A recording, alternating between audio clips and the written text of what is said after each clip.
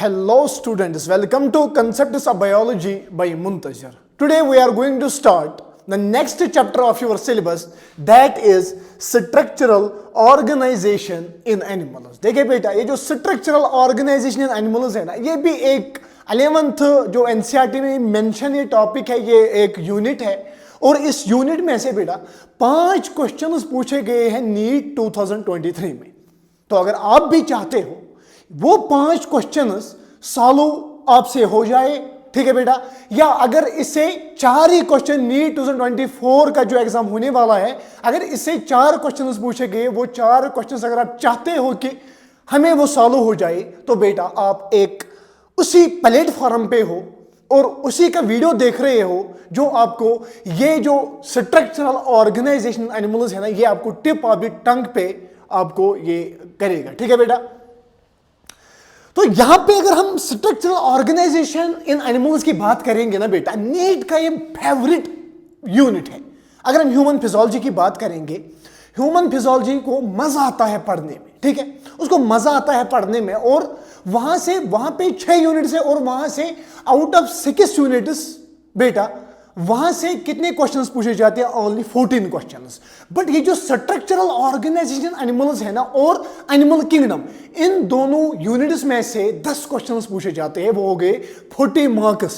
तो it will be good for you कि अगर आप अच्छे तरीके से इसको पढ़ोगे, ठीक है बेटा, और मेहनत करके मैं यहां पे आया हूं और आपको मैं ये जो टॉपिक्स यहां पे एनिमल टिश्यूज आ जाएगा और कॉकरोच और फ्रॉग, 3 टॉपिक्स आपको यहां पे पढ़ने हैं। एक तो animal tissues, cockroach and frog. ये जो 3 टॉपिक्स है ना, इसको मैं एक ऐसे तरीके से आपको पढ़ाऊंगा ना, वो आपको एकदम ब्रेन में सेट हो जाएगा।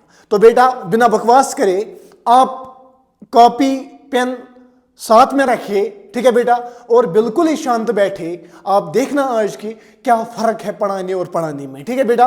तो चलिए बेटा, सबसे पहला टॉपिक हम यहां पे डिस्कस करने जा रहे हैं, दैट इज एनिमल टिश्यूज। अगर हम बेटा एनिमल टिश्यूज की बात करेंगे ना, सबसे पहले अगर हम बात करेंगे व्हाट इज टिश्यू, टिश्यू किसे कहती है? Consistence of group of cells. जो टिश्यू है ना, it consistence group of cells, These cells are identical in structure। ये जो सेल्स है ना, ये आइडेंटिकल स्ट्रक्चर, ठीक है, स्ट्रक्चर में आइडेंटिकल होते हैं।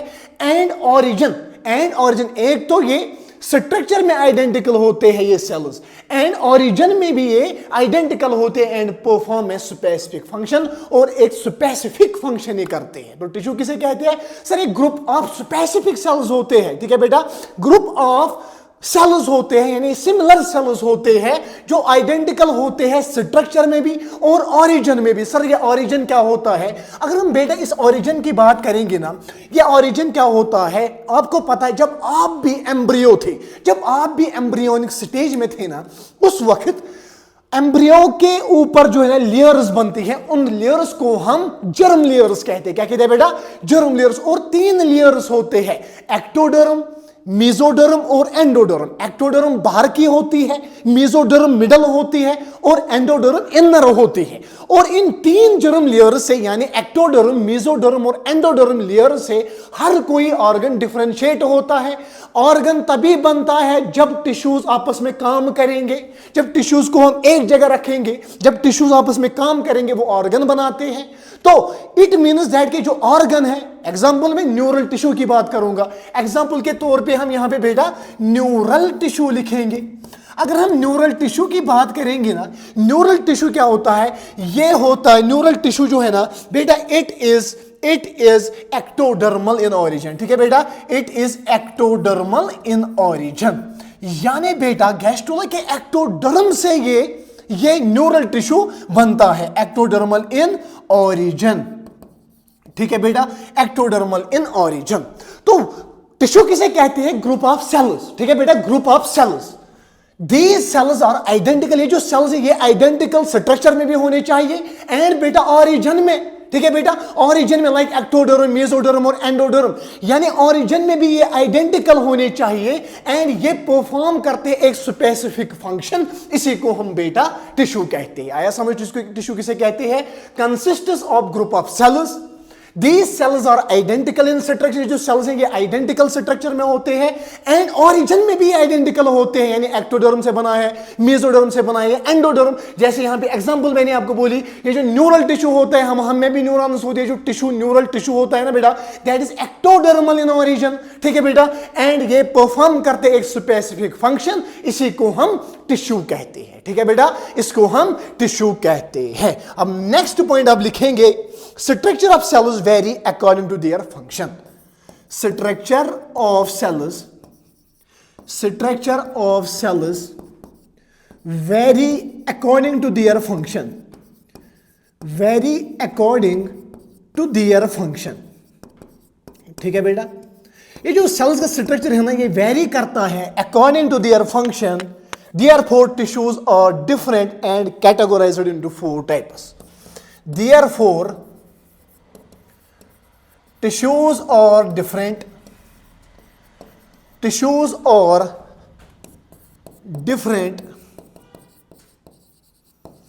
and categorized into 4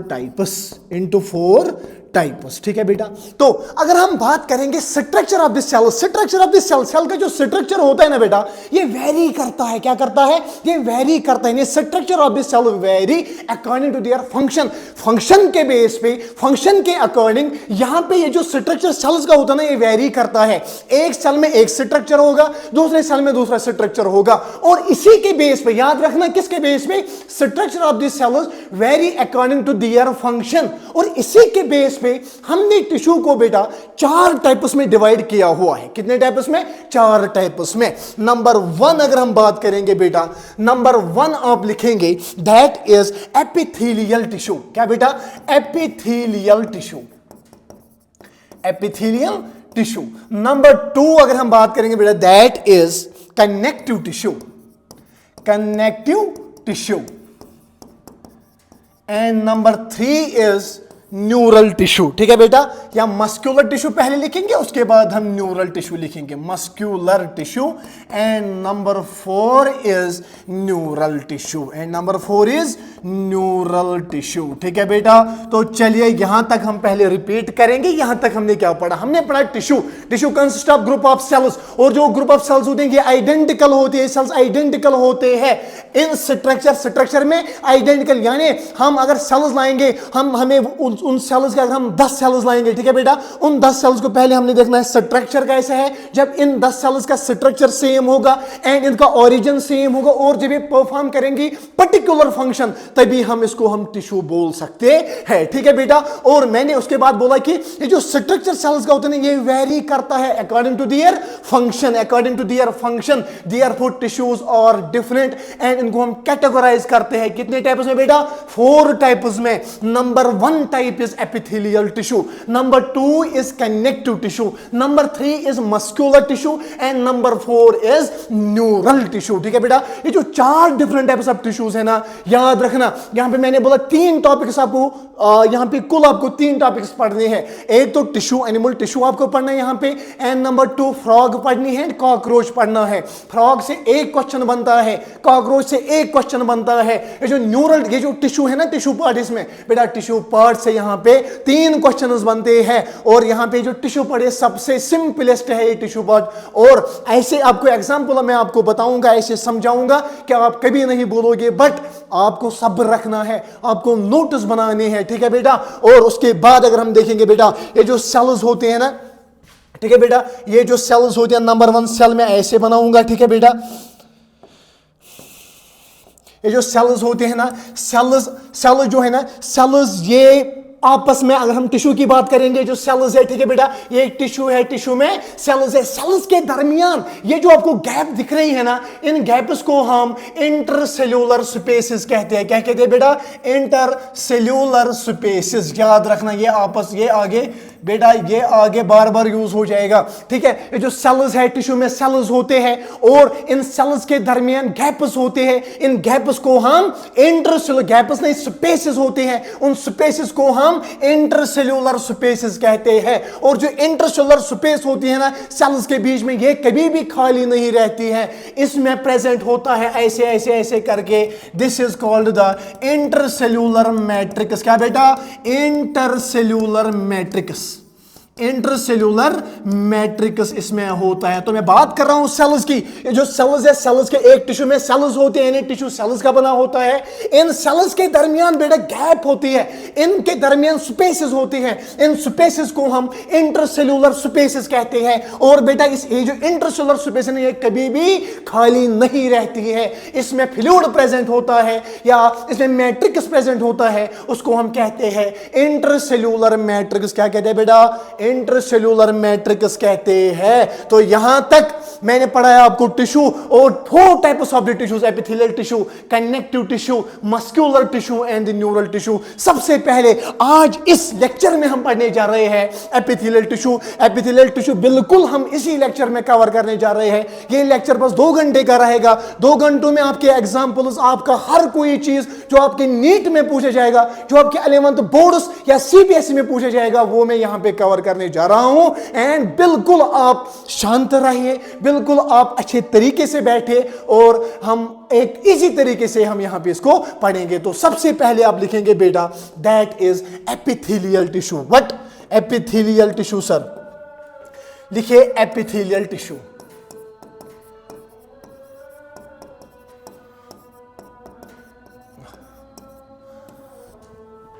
ठीक है बेटा, एपिथेलियल टिश्यू। एपिथेलिया टिश्यू को हम एपिथेलियम भी कहते हैं या एपिथेलिया भी कहते हैं। क्या कहते हैं बेटा? एपिथेलियम भी कहते हैं, एपिथेलिया भी कहते हैं। एपिथेलियम भी कहते हैं बेटा, एपिथेलिया भी कहते हैं। तो सबसे पहला पॉइंट यहां पे फॉन्ट साइज हम कम करेंगे। ठीक है बेटा, यहां पे हम फॉन्ट साइज कम करेंगे। सबसे पहला पॉइंट आप लिखेंगे the cells are tightly packed with very little intercellular spaces.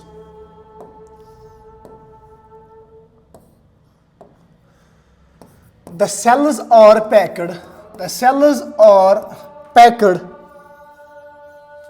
tightly packed with very little intercellular spaces. The cells are tightly packed,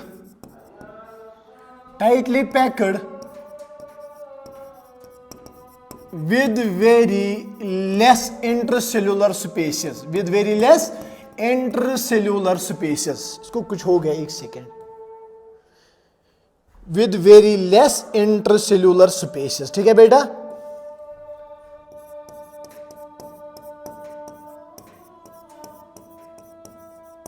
number 2 point. ठीक है बेटा, एक एक पॉइंट में आपको समझाऊंगा, पहले आप लिखेंगे। ठीक है बेटा, as a result intercellular, as a result intercellular, as a result intercellular matrix is very less. As a result intercellular matrix is very less. Number 3 point आप लिखेंगे epithelial cells rest on a membrane. Epithelial cells rest on a membrane called basement membrane.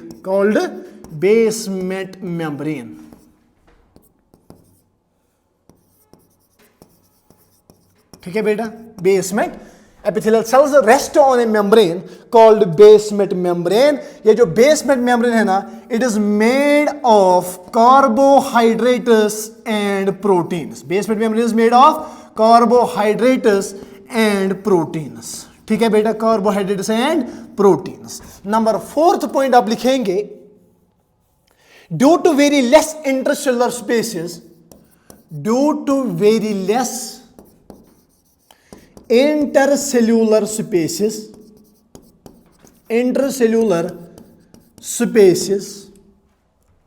due to very less intercellular spaces, blood vessels cannot come in between the cells.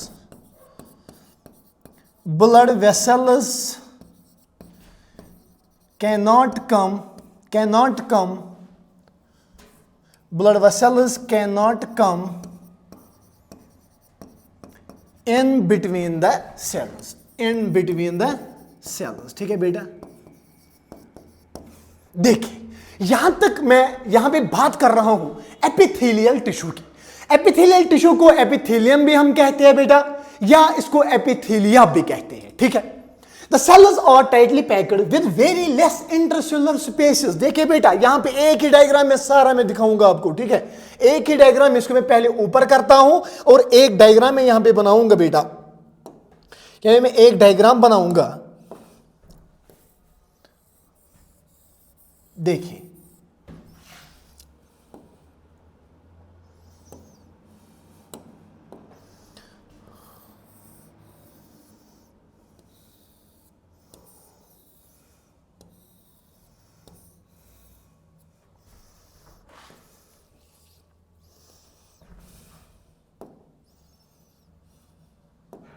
चलिए, the cells are tightly packed, the cells are tightly packed with very less intercellular. ये जो epithelial tissue के sales जो होते हैं ना बेटा, ये टाइटली पैक्ड होते हैं। क्या होते हैं? टाइटली पैक्ड होते हैं, यानी ये आपस में टाइटली पैक्ड होते हैं और इनमें बहुत कम इंटरसेलुलर स्पेसेस होते हैं। क्या बेटा? इनमें बहुत कम इंटरसेलुलर स्पेस आपको दिख रहा होगा। यहां पे मैंने एपिथेलियल टिश्यू बनाया। ये जो एपिथेलियल टिश्यू के सेल्स होते हैं ना बेटा, ये टाइटली पैक्ड होते हैं और इनमें बहुत कम इंटरसेलुलर स्पेसेस होते हैं, यानी वेरी लेस इंटरसेलुलर स्पेसेस, ठीक है बेटा, वेरी लेस इंटरसेलुलर स्पेसेस। एक second, very less intercellular spaces, very less intercellular spaces, intercellular spaces, इनमें बहुत कम इंटरसेलुलर स्पेसेस हो गए। As a result intercellular matrix is very less. मैंने पहले ही बोला कि सेल्स के दरमियान गैप्स होते हैं, उन गैप्स को हम इंटरसेलुलर स्पेसेस कहते हैं और उन स्पेसेस में इंटरसेलुलर मैट्रिक्स प्रेजेंट होता है। अगर हम एपिथेलियल टिश्यू की बात करेंगे, यहां पे सेल्स टाइटली पैक्ड होते हैं, यहां पे कम इंटरसेलुलर स्पेसेस होते हैं। As a result intercellular matrix भी बेटा कम होगा, यहां पे इंटरसेलुलर मैट्रिक्स भी कम होगी। तो सीधी बात है, अगर इंटरसेलुलर स्पेस कम होती तो मैट्रिक्स भी कम पहुंचेगा, ठीक है बेटा, ठीक है बेटा, ठीक है बेटा। Due to very less intercellular spaces blood vessels can not come in between the cells. इनमें बहुत कम यहां पे इंटरसेलुलर स्पेसेस होते हैं, इसकी वजह से इन सेल्स के दरमियान ब्लड वेसल्स, इन सेल्स के दरमियान बेटा ब्लड वेसल्स प्रेजेंट नहीं होते हैं और यहां पे ये इन सेल्स के दरमियान ये जो ब्लड वेसल्स है ये नहीं पहुंचते हैं। क्या नहीं पहुंचते? ठीक है बेटा, ये नहीं पहुंचते हैं। और so epithelial cells or avascular, ठीक है बेटा, यहां पे बेटा वेसल्स प्रेजेंट नहीं होते हैं। तो यहां पे एपिथेलियल टिश्यू की बात चल रही है। सेल्स आर टाइटली पैक्ड, ठीक है बेटा, और इनमें बहुत कम इंटरसेलुलर स्पेस होती है। As a result intercellular matrix भी कम होगा, ठीक है बेटा, और due to very less intercellular spaces, यहां पे बहुत कम इंटरसेलुलर स्पेस होती है। एज ए रिजल्ट इन सेल्स के दरमियान ब्लड वेसल्स पहुंचेंगे नहीं, ये इसमें पहुंचेंगे नहीं। सो एपिथेलियल सेल्स आर एवेस्कुलर। जो एपिथेलिया के सेल्स होते हैं ना बेटा, ये एवेस्कुलर होते हैं। क्या होते हैं? एवेस्कुलर होते हैं। वेसल्स यहां पे प्रेजेंट नहीं होते। सर क्यों नहीं होते हैं? क्योंकि सेल्स के दरमियान बहुत कम इंटरसेलुलर स्पेस होती है और उस स्पेस में यहां पे क्या नहीं पहुंचता है? सर उस स्पेस में यहां पे वेसल्स नहीं पहुंचते हैं और बेटा ये जो सेल्स इस एपिथेलियल टिश्यू के होते हैं ये एवेस्कुलर होते हैं, एवेस्कुलर होते हैं। और मैंने बोला कि ये जो सेल्स इस एपिथेलियल टिश्यू के होते हैं ना बेटा, ये रेस्ट करते हैं, ये होते हैं बेसमेंट मेम्ब्रेन पे। रेड कलर का आपको जो दिख रहा है ना, दिस इज बेटा बेसमेंट मेम्ब्रेन। हर कोई सेल बेटा बेसमेंट मेम्ब्रेन पे बैठती है, रेस्ट करती है। ऐसे यहां पे हमने कौन सा गुनाह किया? हमने तो बोला यहां पे कि ये जो एपिथेलियल टिश्यू के सेल्स होते हैं, एपिथेलियल टिश्यू के सेल्स होते हैं, ये रेस्ट करते हैं बेसमेंट मेम्ब्रेन पे। अब यहां पे आपका सवाल ये होना चाहिए, यहां पे आपका सवाल बेटा ये होना चाहिए कि सर आपने बोला कि यहां पे इंटरसेलुलर स्पेसेस कम होती हैं तो ब्लड वेसल्स नहीं पहुंचेंगे। सो एपिथेलियल टिश्यू के जो सेल्स होते हैं ये एवेस्कुलर होते हैं। सर अगर वेसल्स यहां पे प्रेजेंट नहीं है, अगर वेसल्स यहां पे प्रेजेंट नहीं है, देन यहां पे ऑक्सीजन कौन पहुंचाता है सेल्स को, यहां पे न्यूट्रिएंट्स कौन पहुंचाता है सेल्स को, याद रखना। ठीक है बेटा, यहां पे मैं इसको थोड़ा ऊपर करूंगा पहले, और यहां पे मैं बनाऊंगा बेटा क्या,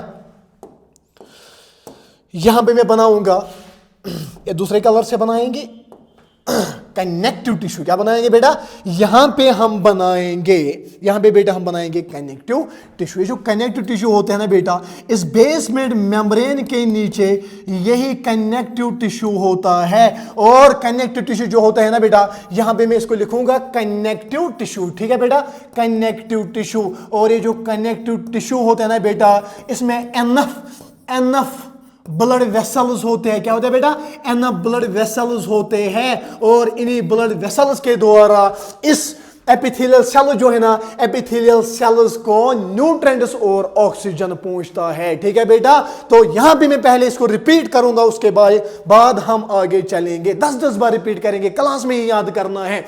एपिथेलियल टिश्यू या एपिथेलियम भी कह सकते हो आप, या एपिथेलिया भी कह सकते हो। जो सेल्स होते हैं इसके, ये टाइटली अरेंज्ड होते हैं बेटा। ठीक है, एज ए रिजल्ट जब ये टाइटली अरेंज हो गए तो इंटरसेलुलर स्पेसेस भी कम होंगे। इंटरसेलुलर स्पेस मतलब ये जो सेल्स होते हैं ना टिश्यू में, ठीक है बेटा, इनके दरमियान स्पेसेस होते हैं, इनको हम इंटरसेलुलर स्पेस होते हैं। जब सेल्स टाइटली अरेंज हो गए तो इंटरसेलुलर स्पेसेस कम होगी, as a result intercellular matrix भी कम होगा।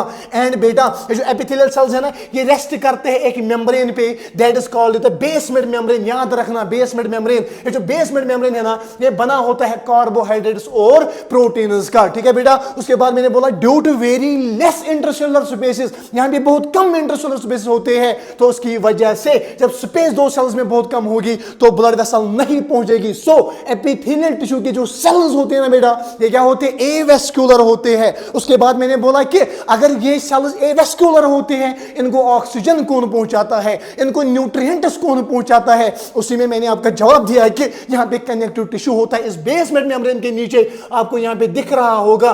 और बेटा ये जो कनेक्टिव टिश्यू है, कनेक्टिव टिश्यू में एनफ ब्लड सप्लाई होती है। क्या होता है, एनफ ब्लड सप्लाई होती है। जब एनफ ब्लड सप्लाई होगी तो ब्लड के द्वारा ही ऑक्सीजन यहां से लिया जाता है सेल्स को, वहां से कार्बन डाइऑक्साइड को बाहर निकाला जाता है, ऑक्सीजन दिया जाता है। ठीक है बेटा, न्यूट्रिएंट्स दिए जाते हैं इस एपिथेलियल टिश्यू के सेल्स को। तो ये पॉइंट जो यहां पे मैंने कनेक्टिव टिश्यू का आपको यहां पे 2 बार मैंने यहां पे आपको रिपीट किया, यहां पे समझाया, तो इस पॉइंट को तो बेटा लिखना ही है ना। तो चलिए यहां पे इस पॉइंट को हम लिखेंगे क्या, ठीक है बेटा, इस पॉइंट को हम यहां पे लिखेंगे कि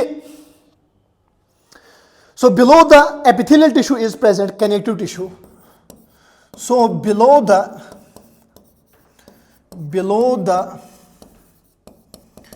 epithelial tissue is present connective tissue, connective tissue. और बेटा connective tissue which has a very good blood supply, which has a very good blood supply, ठीक है बेटा। तो इसके नीचे कनेक्टिव टिश्यू होता है, इसमें वेरी गुड यानी अच्छी ब्लड सप्लाई होती है, और उसकी वजह से इन सेल्स को न्यूट्रिएंट्स और ऑक्सीजन पहुंचता है। ठीक है बेटा, तो इसको मैं पहले थोड़ा बहुत नीचे करूंगा, आप पहले इसको बेटा उतारिए अपनी कॉपी पे, और उसके बाद हम आगे जाएंगे। ठीक है बेटा, उसके बाद हम आगे जाएंगे। अब हम बेटा पढ़ेंगे नेक्स्ट स्लाइड पे टाइप्स ऑफ एपिथेलियल टिश्यू। ठीक है बेटा, types of epithelial tissue, types of epithelial tissue, epithelial tissue के बेटा टाइप्स हम पढ़ेंगे।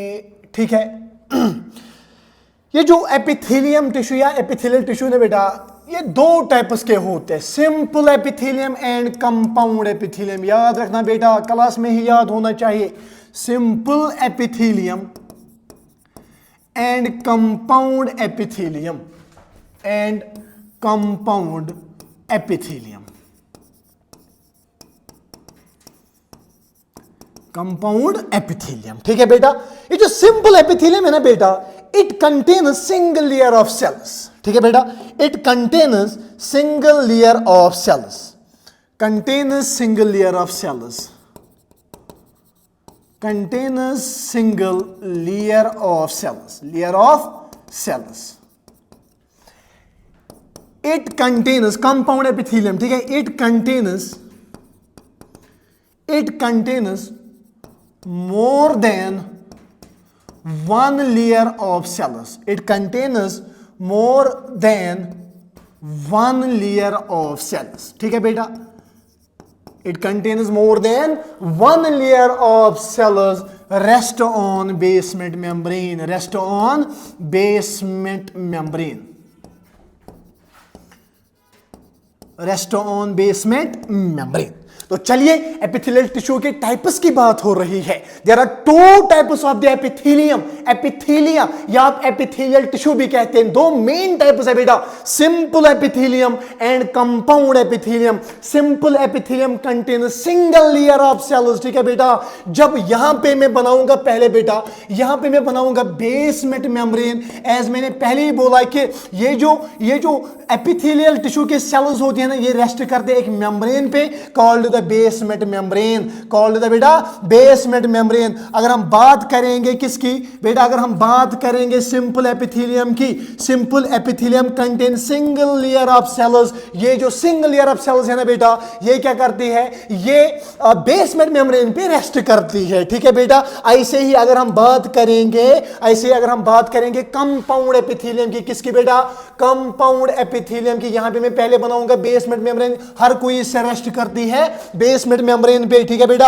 और कंपाउंड एपिथेलियम की बात चल रही है ना, तो जब बेसमेंट मेम्ब्रेन के ऊपर रेस्ट करेंगे more than one layer of cells, more than one layer of cells, उसको हम बेटा कहते हैं कंपाउंड एपिथेलियम। क्या कहते हैं बेटा, कंपाउंड एपिथेलियम कहते हैं। तो चलिए यहां पे आई होप कि यहां तक आपको समझ आ गया होगा। There are two main types of the, main types क्या, two types of the epithelial tissue, simple epithelium and compound epithelium. If we talk about the simple epithelium, simple epithelium contains a single layer of cells. जब यहां पे basement membrane के ऊपर single layer of cells आपको दिखेगी ना, that is simple epithelium. ऐसे ही अगर आप बात करेंगे ना हम बेटा कंपाउंड एपिथेलियम की, it contains the more than one layer of the cells rest on the basement membrane. ये जो बेसमेंट मेम्ब्रेन है आपको दिख रहा होगा, more than one layer of cells आपको दिख रही होगी, एंड इसको हम कंपाउंड एपिथेलियम कहते हैं। क्या कहते हैं बेटा, कंपाउंड एपिथेलियम कहते हैं। यहां पे आप पहले वीडियो को पॉज कीजिए बेटा और इसको पहले आप उतारिए कॉपी पे। अब हम पहले पढ़ेंगे सिंपल एपिथेलियम को बेटा,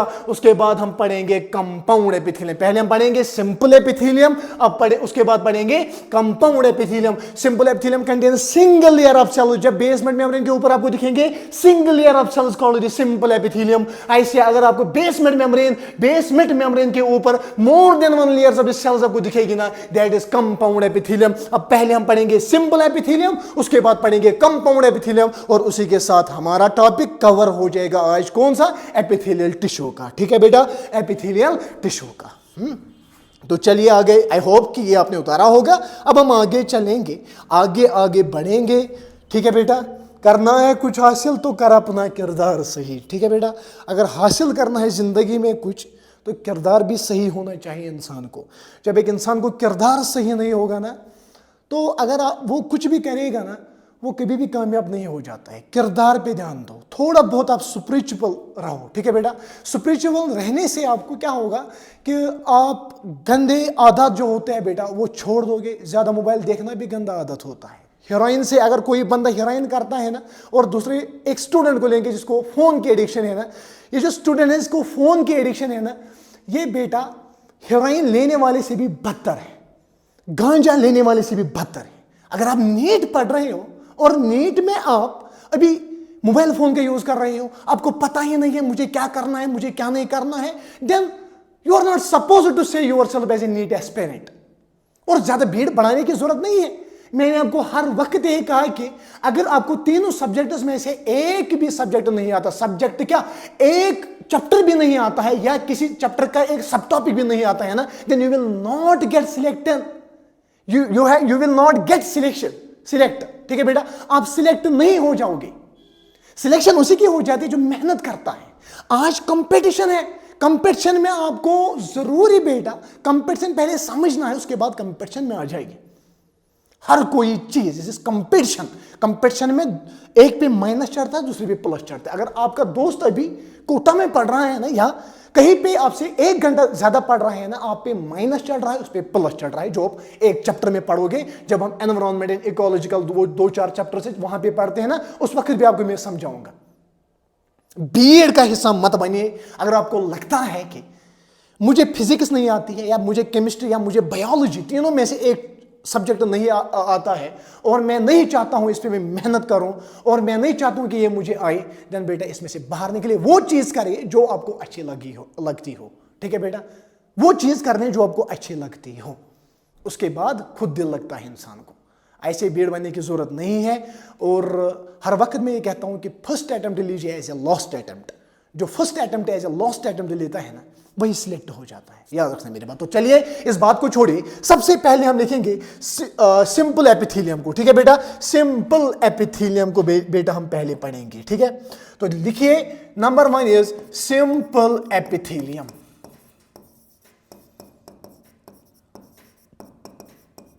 अगर हम सिंपल एपिथेलियम की बात करेंगे ना बेटा, simple epithelium on the base of the shape structure of the cells, on the basis of shape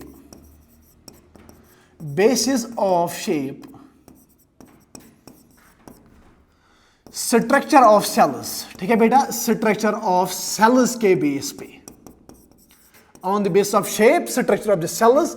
ये जो सिंपल एपिथेलियम है ना, it is classified, it is divided into 3 types of the epithelium. ठीक है बेटा, it is divided into 3 types of epithelium. Number 1 आप लिखेंगे बेटा, पहले कलर को चेंज करेंगे। Number 1 is simple squamous epithelium. ठीक है बेटा, simple squamous epithelium,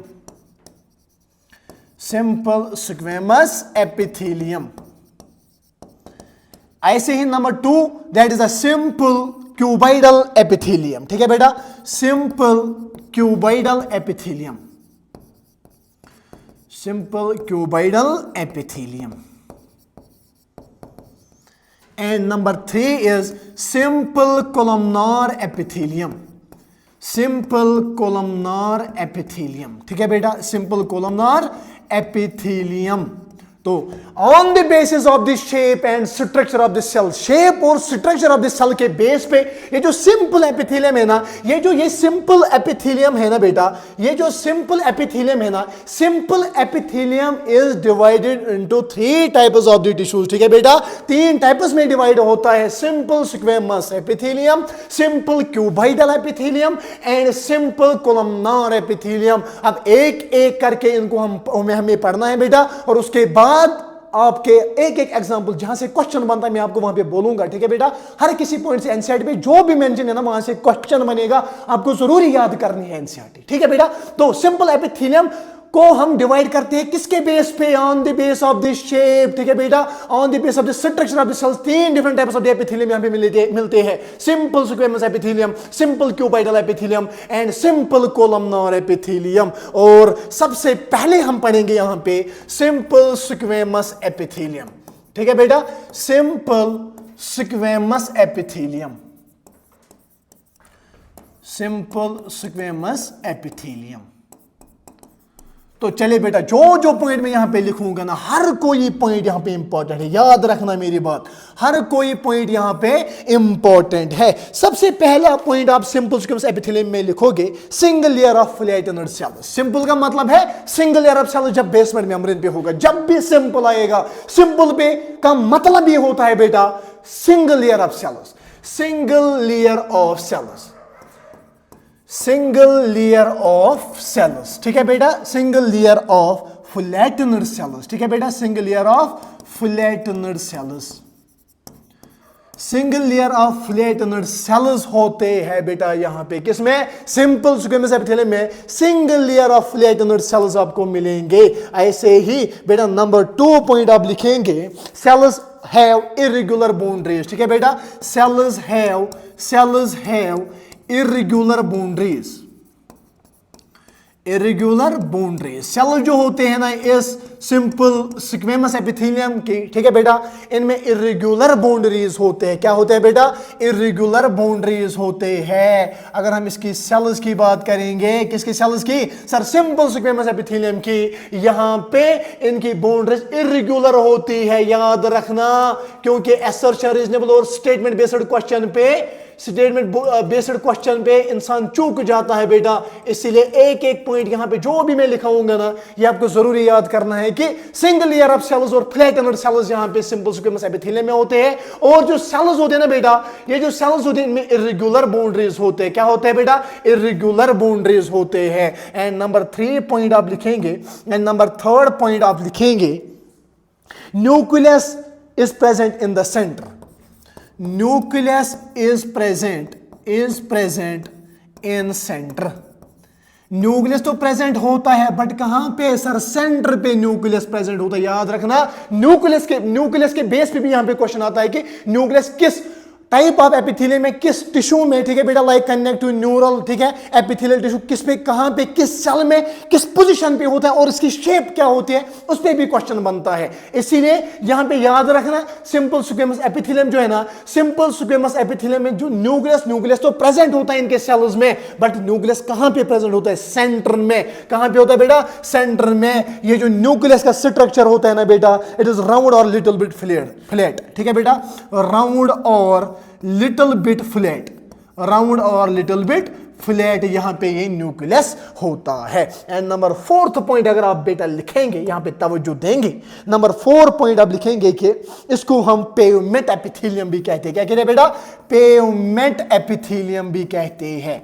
pavement epithelium, ये जो पेवमेंट एपिथेलियम जो है ना, इसको क्यों पेवमेंट एपिथेलियम कहते हैं? यहां पे जो सिंपल स्क्वेमस एपिथेलियम के सेल्स होते हैं ना बेटा, वो वैसे चिपकते होते हैं, या उनका स्ट्रक्चर ऐसे होता है, उनकी पोजीशन ऐसी होती है जैसे घर में फ्लैट टाइल्स होते हैं। अगर आप फ्लोर को देखोगे, घर में फ्लोर पे टाइल्स होते हैं, उनको हम फ्लोर टाइल्स कहते हैं। ये जो फ्लोर टाइल्स का यहां पे ऐसे ऐसे होती है ना फ्लोर टाइल्स, ठीक है। अगर आप नीचे भी देखोगे, आपके नीचे भी फ्लोर टाइल्स होंगे। वो जो फ्लोर टाइल्स का जो स्ट्रक्चर होते हैं ना, जैसे वो अरेंज होते हैं ना, वैसे सिंपल स्क्वेमस एपिथेलियम के सेल्स भी अरेंज होते हैं। दैट इज व्हाई इसको हम पेवमेंट एपिथेलियम भी कहते हैं। क्या कहते हैं बेटा? Pavement epithelium. तो ये पॉइंट हम पहले लिखेंगे, पेवमेंट एपिथेलियम इसे क्यों कहते हैं? Cells are connected in such a way like floor tiles. Cells are connected in such a way, like floor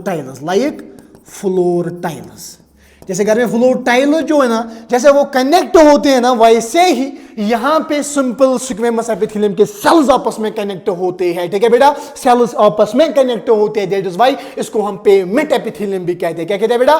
pavement epithelium. तो सबसे पहले हम इन 4 पॉइंट्स को यहां पे रिपीट करेंगे, उसके बाद हम एग्जांपल्स पे जाएंगे जहां से क्वेश्चन बनते हैं। सिंपल स्क्वेमस एपिथेलियम की बात हो रही है। Simple squamous epithelium it consists single layer, simple मतलब single layer of flattened cells. Flattened cells होते हैं। ठीक है बेटा, सेल जो होते हैं ना बेटा, इनमें इरेगुलर बाउंड्रीज होते हैं। न्यूक्लियस तो प्रेजेंट होता है सेल्स में, बट ये बीच में प्रेजेंट होता है, ये सेंटर पे प्रेजेंट होता है। और न्यूक्लियस एक तो ये राउंड होता है या थोड़ा बहुत ही यहां पे फ्लैट होता है। और इसको हम पेवमेंट एपिथेलियम भी कहते हैं, बिकॉज ये जो सेल्स इसके होते हैं ना, ये ऐसे, अगर आप अभी एनसीईआरटी के डायग्राम को देखोगे ना, एनसीईआरटी के डायग्राम पे मेंशन है जैसे फ्लैट टाइल्स होते हैं ना कनेक्ट, वैसे ही इसके सेल्स कनेक्ट होते हैं। दैट इज व्हाई इसको हम पेवमेंट मेम्ब्रेन भी कहते हैं। ठीक है बेटा, तो यहां पे आप बेटा फंक्शन लिखोगे इसकी। ठीक है बेटा, फंक्शन क्या होती है इसको हमारी बॉडी में? 2 ही फंक्शन होते हैं। Number 1 function is diffusion of gases and number 2 is filtration. Diffusion of gases and number 2 is filtration.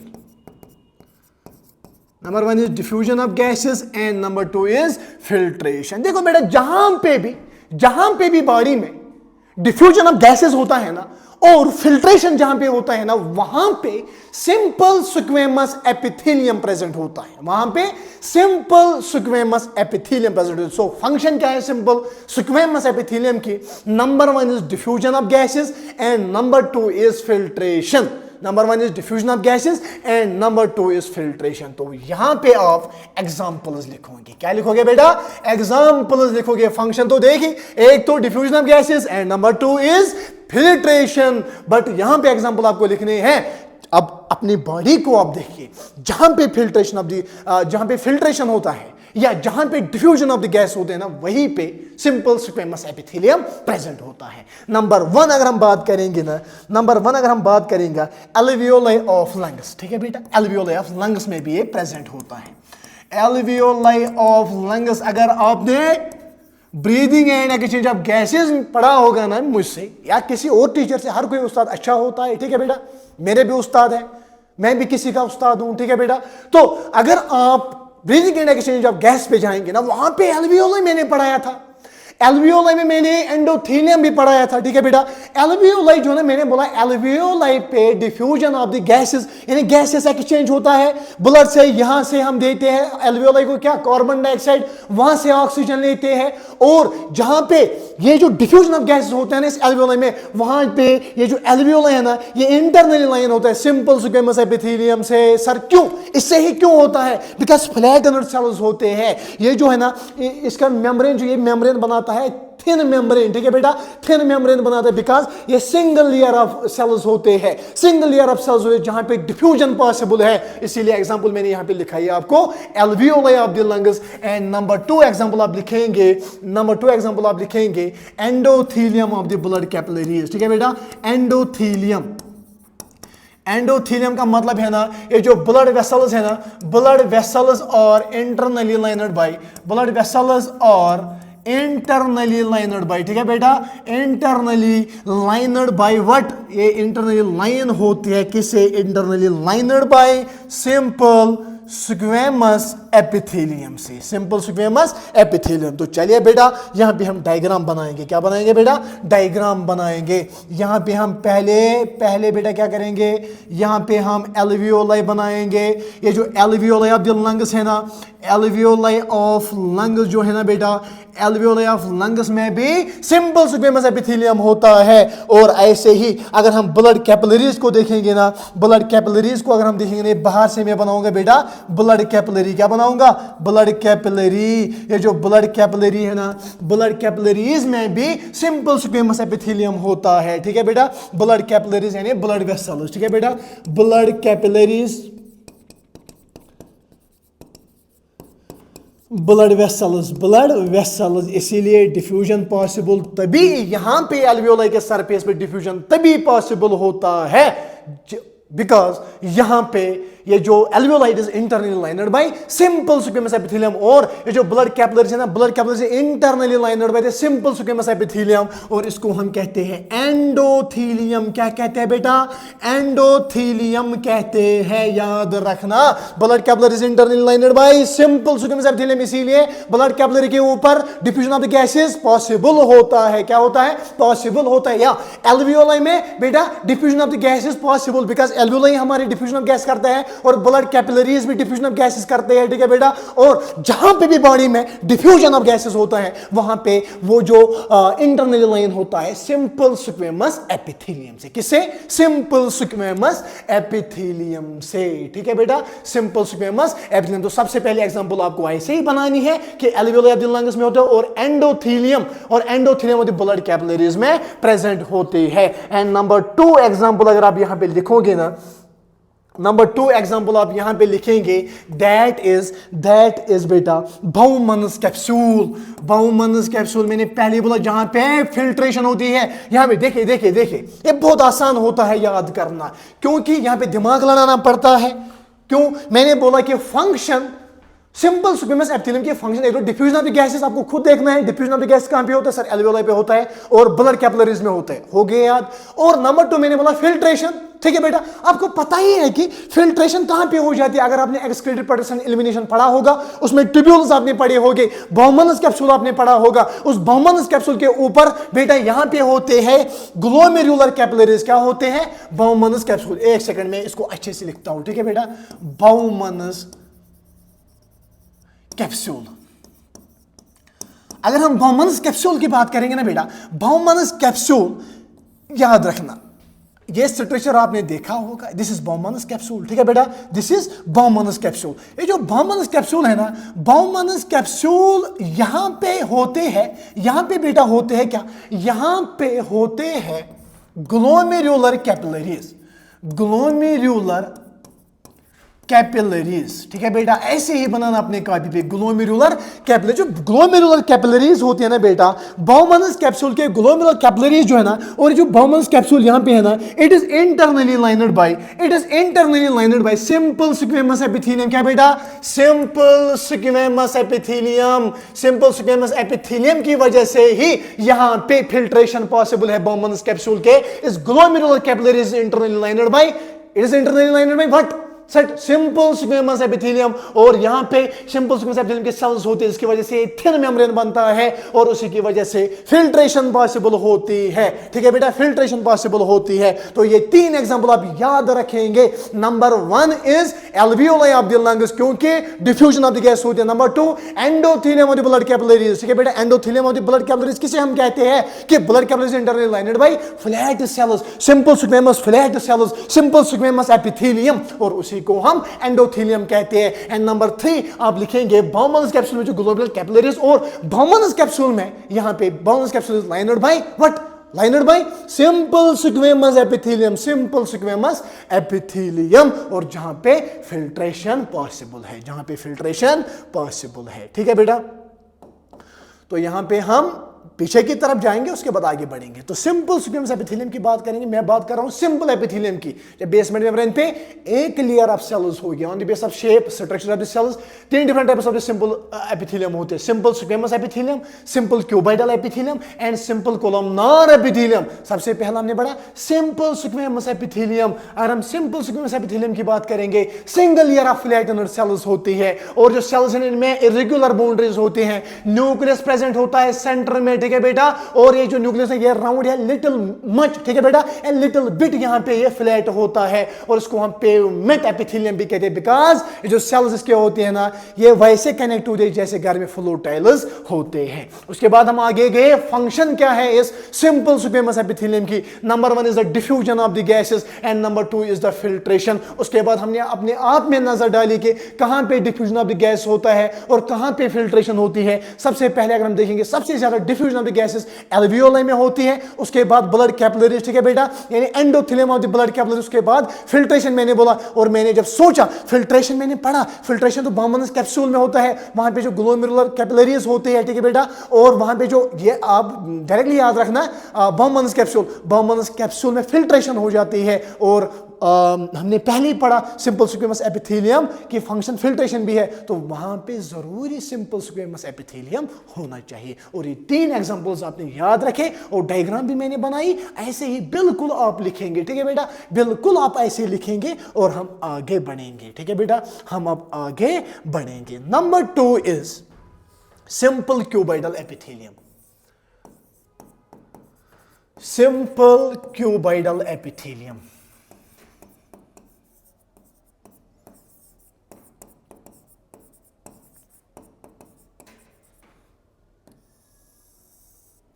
Simple cuboidal epithelium. तो लिखिए पहला पॉइंट आप यहां पे सिंपल क्यूबॉइडल एपिथेलियम में, सिंपल का मतलब होता है बेटा single layer of cells, single layer of cells, single layer of cube like cells, ठीक है बेटा, पहले लिखेंगे, अब दूसरा पॉइंट बनाने की जरूरत नहीं है। क्यूब लाइक सेल्स, ठीक है बेटा, single layer of cube like cells होते हैं।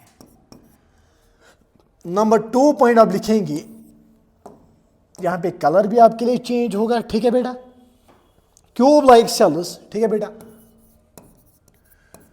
क्यूब लाइक सेल्स एज, अगर हम क्यूब को देखेंगे 6 फेसेस होते हैं, 6 फेसेस ऑफ क्यूब, जैसे क्यूब के 6 फेसेस होते हैं ना, वैसे ही सिंपल क्यूबॉइडल एपिथेलियम सेल्स के 6 फेसेस होते हैं, ठीक है बेटा।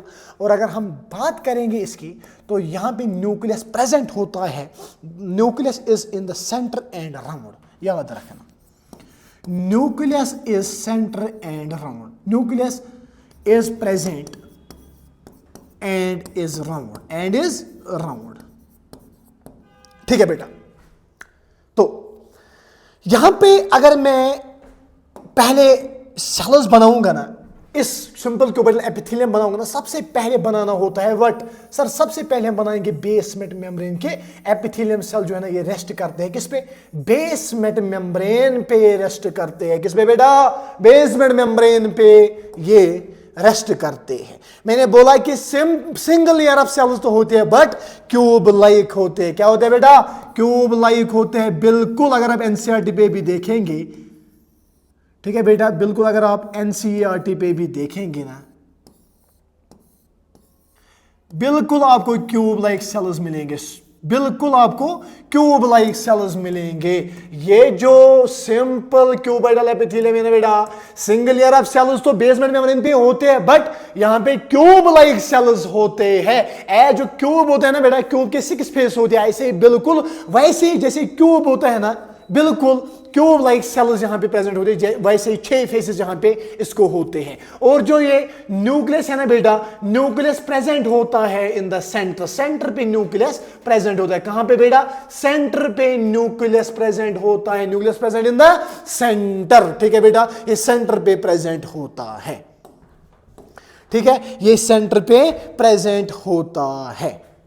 यहां तक क्रिस्टल क्लियर, यहां तक बेटा क्रिस्टल क्लियर। अब हम फंक्शन लिखेंगे इसके। ठीक है बेटा, फंक्शन ऑफ व्हाट, फंक्शन देखेंगे सिंपल क्यूबोइडल। सिंपल क्यूबोइडल में ही आपको पता चलेगा कि क्यूब लाइक सेल्स है। वैसे सिंपल स्क्वेमस में क्या थे सर, सिंपल स्क्वेमस में फ्लैट सेल्स होते हैं, इसीलिए उसको हम पेवमेंट, जैसे मैंने फ्लो टाइल्स आपको बताया, ठीक है, जैसे फ्लो टाइल्स होते हैं वैसे ही बिल्कुल होता है वहां पे भी। ठीक है बेटा, तो यहां पे सिंपल क्यूबोइडल में क्यूब लाइक सेल्स होती है। और हम फंक्शन यहां पे देखेंगे ना, absorption and secretion. Absorption and number 2 is secretion.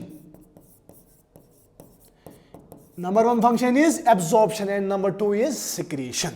ठीक है बेटा, जहां पे भी अब नजर डालें, जहां पे भी बॉडी में एब्जॉर्प्शन होती है ना और सिक्रीशन होती है ना, वहां पे सिंपल क्यूबोइडल एपिथेलियम आपको मिलेगा। तो सिंपल क्यूबोइडल एपिथेलियम की बात हो रही है, single layer of cube like cells होते हैं, क्यूब लाइक सेल्स यानी 6 फेसेस होते हैं और न्यूक्लियस तो प्रेजेंट होते हैं बेटा, कहां पे, सेंटर पे, और राउंड होता है। Function is absorption and secretion, absorption and secretion. तो सबसे पहले आप एग्जांपल आप लिखेंगे, अब एग्जांपल आप लिखेंगे, number 1 example is ducts of glands. ठीक है बेटा, यह समझना है आपको। Number 1 example is ducts of glands. जो ग्लैंड्स के डक्ट्स होते हैं ना बेटा, ग्लैंड्स के ducts are internally lined by simple cuboidal epithelium. अगर हम ग्लैंड यहां पे बनाएंगे बेटा, क्या बनाएंगे, ग्लैंड यहां पे बनाएंगे। ये जो ग्लैंड होता है ना बेटा, ग्लैंड क्या करता है, ये सिक्रीट करता है अपनी सिक्रीशन। ठीक है, this is the glandular part, this is the secretory part. ठीक है बेटा, this is secretory part of the gland. यहां पे मैंने क्या बनाया सर, यहां पे आपने ग्लैंड बनाया। ये जो ग्लैंड के यहां पे 2 पार्ट्स होते हैं, एक होता है सिक्रीटरी पार्ट, क्या होता है, सिक्रीटरी पार्ट होता है।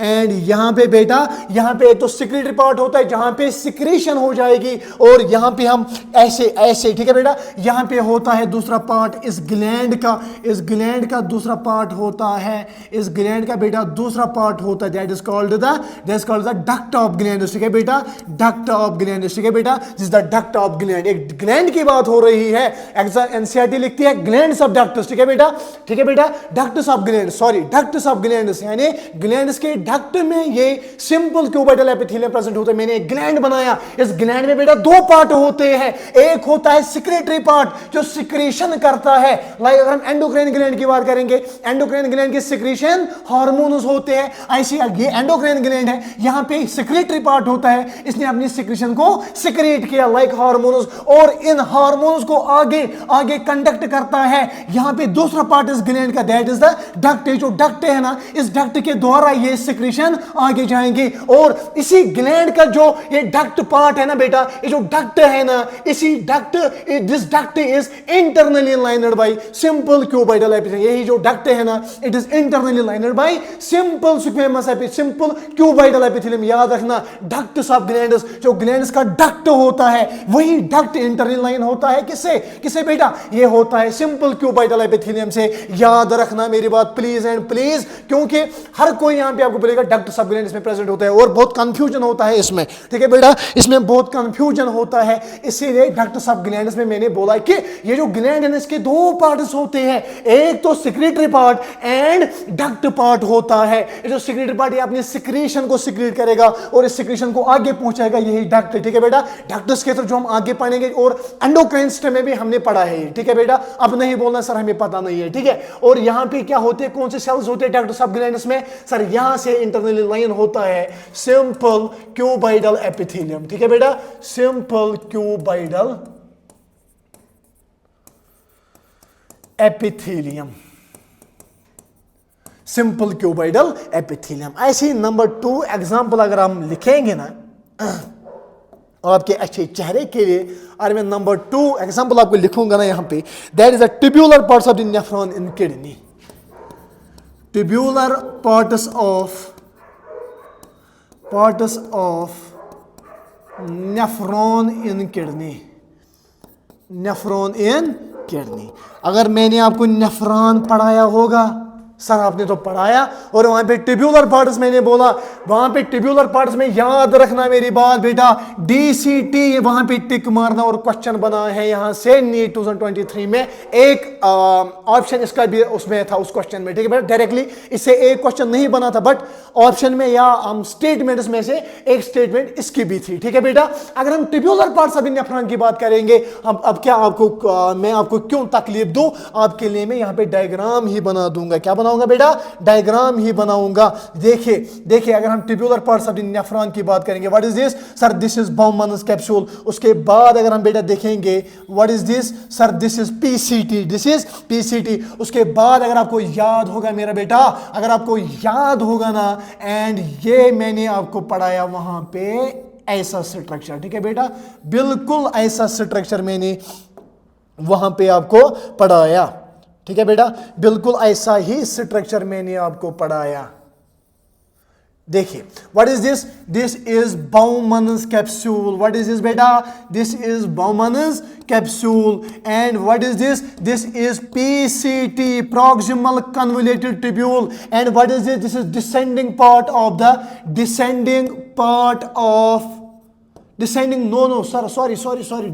लूप ऑफ हेनल, ठीक है बेटा, डिसेंडिंग लूप ऑफ हेनल, या हेनले भी आप कह सकते हो। What is this? This is ascending loop of Henle, ascending loop of Henle, loop of Henle या हेनल, ठीक है बेटा। And what is this? This is DCT, distal convoluted tubule. याद रखना मेरी बात। तो नंबर 2 एग्जांपल में यहां पे आपको समझा रहा हूं, जो एनसीईआरटी पे मेंशन है कि tubular parts of the nephron में क्या प्रेजेंट होता है। सर वहां पे जो ट्यूब्यूलर पार्ट नेफ्रॉन का होता है ना बेटा, specially DCT, distal convoluted tubule, ठीक है बेटा। ये जो डिस्टल कन्वोल्यूटेड ट्यूब्यूल है ना, ये इंटरनली होता है सिंपल क्यूबाइडल एपिथेलियम से लाइन, ठीक है बेटा। तो यहां पे मैंने जब tubular parts of the nephron बनाए, what is this? This is what is this? What is this? This is Bowman's capsule and this is PCT, proximal convoluted tubule, ठीक है बेटा। ये थोड़ा ऐसे होता है, अब इसके लिए माफी देना, ठीक है बेटा। This is proximal convoluted tubule. What is this? Is descending loop of Henle. What is this? This is ascending loop of Henle. And यहां पे होता है डीसीटी, डिस्टल कन्वोल्यूटेड ट्यूब। ये जो डिस्टल कन्वोल्यूटेड ट्यूब है ना, ये इंटरनली लाइन होता है किससे? सिंपल क्यूबाइडल एपिथेलियम से। किससे बेटा? सिंपल क्यूबाइडल एपिथेलियम से DCT, distal convoluted tubule line होता है as simple as DCT is internally lined by simple cuboidal epithelium, ठीक है बेटा, सिंपल क्यूबाइडल एपिथेलियम, ठीक है बेटा, सिंपल क्यूबाइडल एपिथेलियम। अगर आपको पता होगा what is this? Sir this is glomerular capillaries, this is glomerular capillaries. But यहां पे आपको याद रखना मेरी बात, मैंने बोला कि ठीक है बेटा, अगर हम प्रीवियस पेज पे जाएंगे, प्रीवियस स्लाइड पे जाएंगे, सिंपल क्यूबाइडल एपिथेलियम की 2 फंक्शन है, एक तो एब्जॉर्प्शन, ठीक है बेटा, and number 2 is secretion. Number 2 is secretion. ऐसे ही मैंने बोला कि सिक्रीशन कहां पे हो जाती है? सर ग्लैंड्स करते हैं सिक्रीशन। ऐसे मैंने बोला कि डक्ट्स ऑफ ग्लैंड्स, ग्लैंड्स पूरे नहीं, जो ग्लैंड्स का डक्ट होता है ना, उसी डक्ट वही डक्ट जो है ना वो इंटरनली लाइन होता है किससे? सिंपल क्यूबाइडल एपिथेलियम से। What is this? Is the secretary part of the gland and this is the duct of the gland. यहां पे सेक्रेटरी पार्ट सिक्रीशन करेगा और इसी डक्ट के द्वारा ये टारगेट ऑर्गन्स तक पहुंचता है। और ये जो डक्ट इस ग्लैंड का होता है ना, इसी से इंटरनली लाइन ये इंटरनली लाइन होता है क्या? किसे? सिंपल क्यूबाइडल एपिथेलियम से। और number 2 is the tubular part of the nephron, specially DCT, distal convoluted tubule. This is the structure of the nephron. And nephron में ये जो बाउल आपको यहां पे दिख रहा है, what is this? This is Bowman's capsule and this is PCT, proximal convoluted tubule. This is the descending loop of Henle, this is ascending loop of Henle and this is DCT, distal convoluted tubule. और distal convoluted tubule is internally lined by the simple cuboidal epithelium. Simple cuboidal epithelium याद रखना, फिर नहीं बोलना कि sir आपने पढ़ाया नहीं। ठीक है बेटा, सिंपल क्यूबाइडल एपिथेलियम से ये बेटा लाइन होता है, क्यूबाइडल एपिथेलियम से ये लाइन होता है, क्योंकि यहां पे एब्जॉर्प्शन का काम होता है, सिक्रीशन डक्ट्स ऑफ ग्लैंड्स। ठीक है बेटा, उसके बाद हम जाएंगे सिंपल कोलमनार एपिथेलियम पे। तो सबसे पहले मैंने बोला सिंपल स्क्वेमस एपिथेलियम, उसकी दो फंक्शन, एक तो diffusion of the gases and number 2 आप बताएंगे कमेंट सेक्शन में, और उसके एग्जांपल्स दो भी। उसके बाद मैंने बोला simple cuboidal epithelium. Simple cuboidal epithelium में मैंने क्या बोला बेटा आपको? सिंपल क्यूबाइडल एपिथेलियम की दो फंक्शन होती है, तो सिक्रीशन और absorption. Number 1 ducts of glands, number 2 tubular parts of nephron. Specially याद रखना क्या? DCT, distal convoluted tubule. अब third type of epithelial tissue पे हम जाएंगे, that is third type is simple columnar epithelium. ठीक है बेटा, सिंपल कोलमनार एपिथेलियम।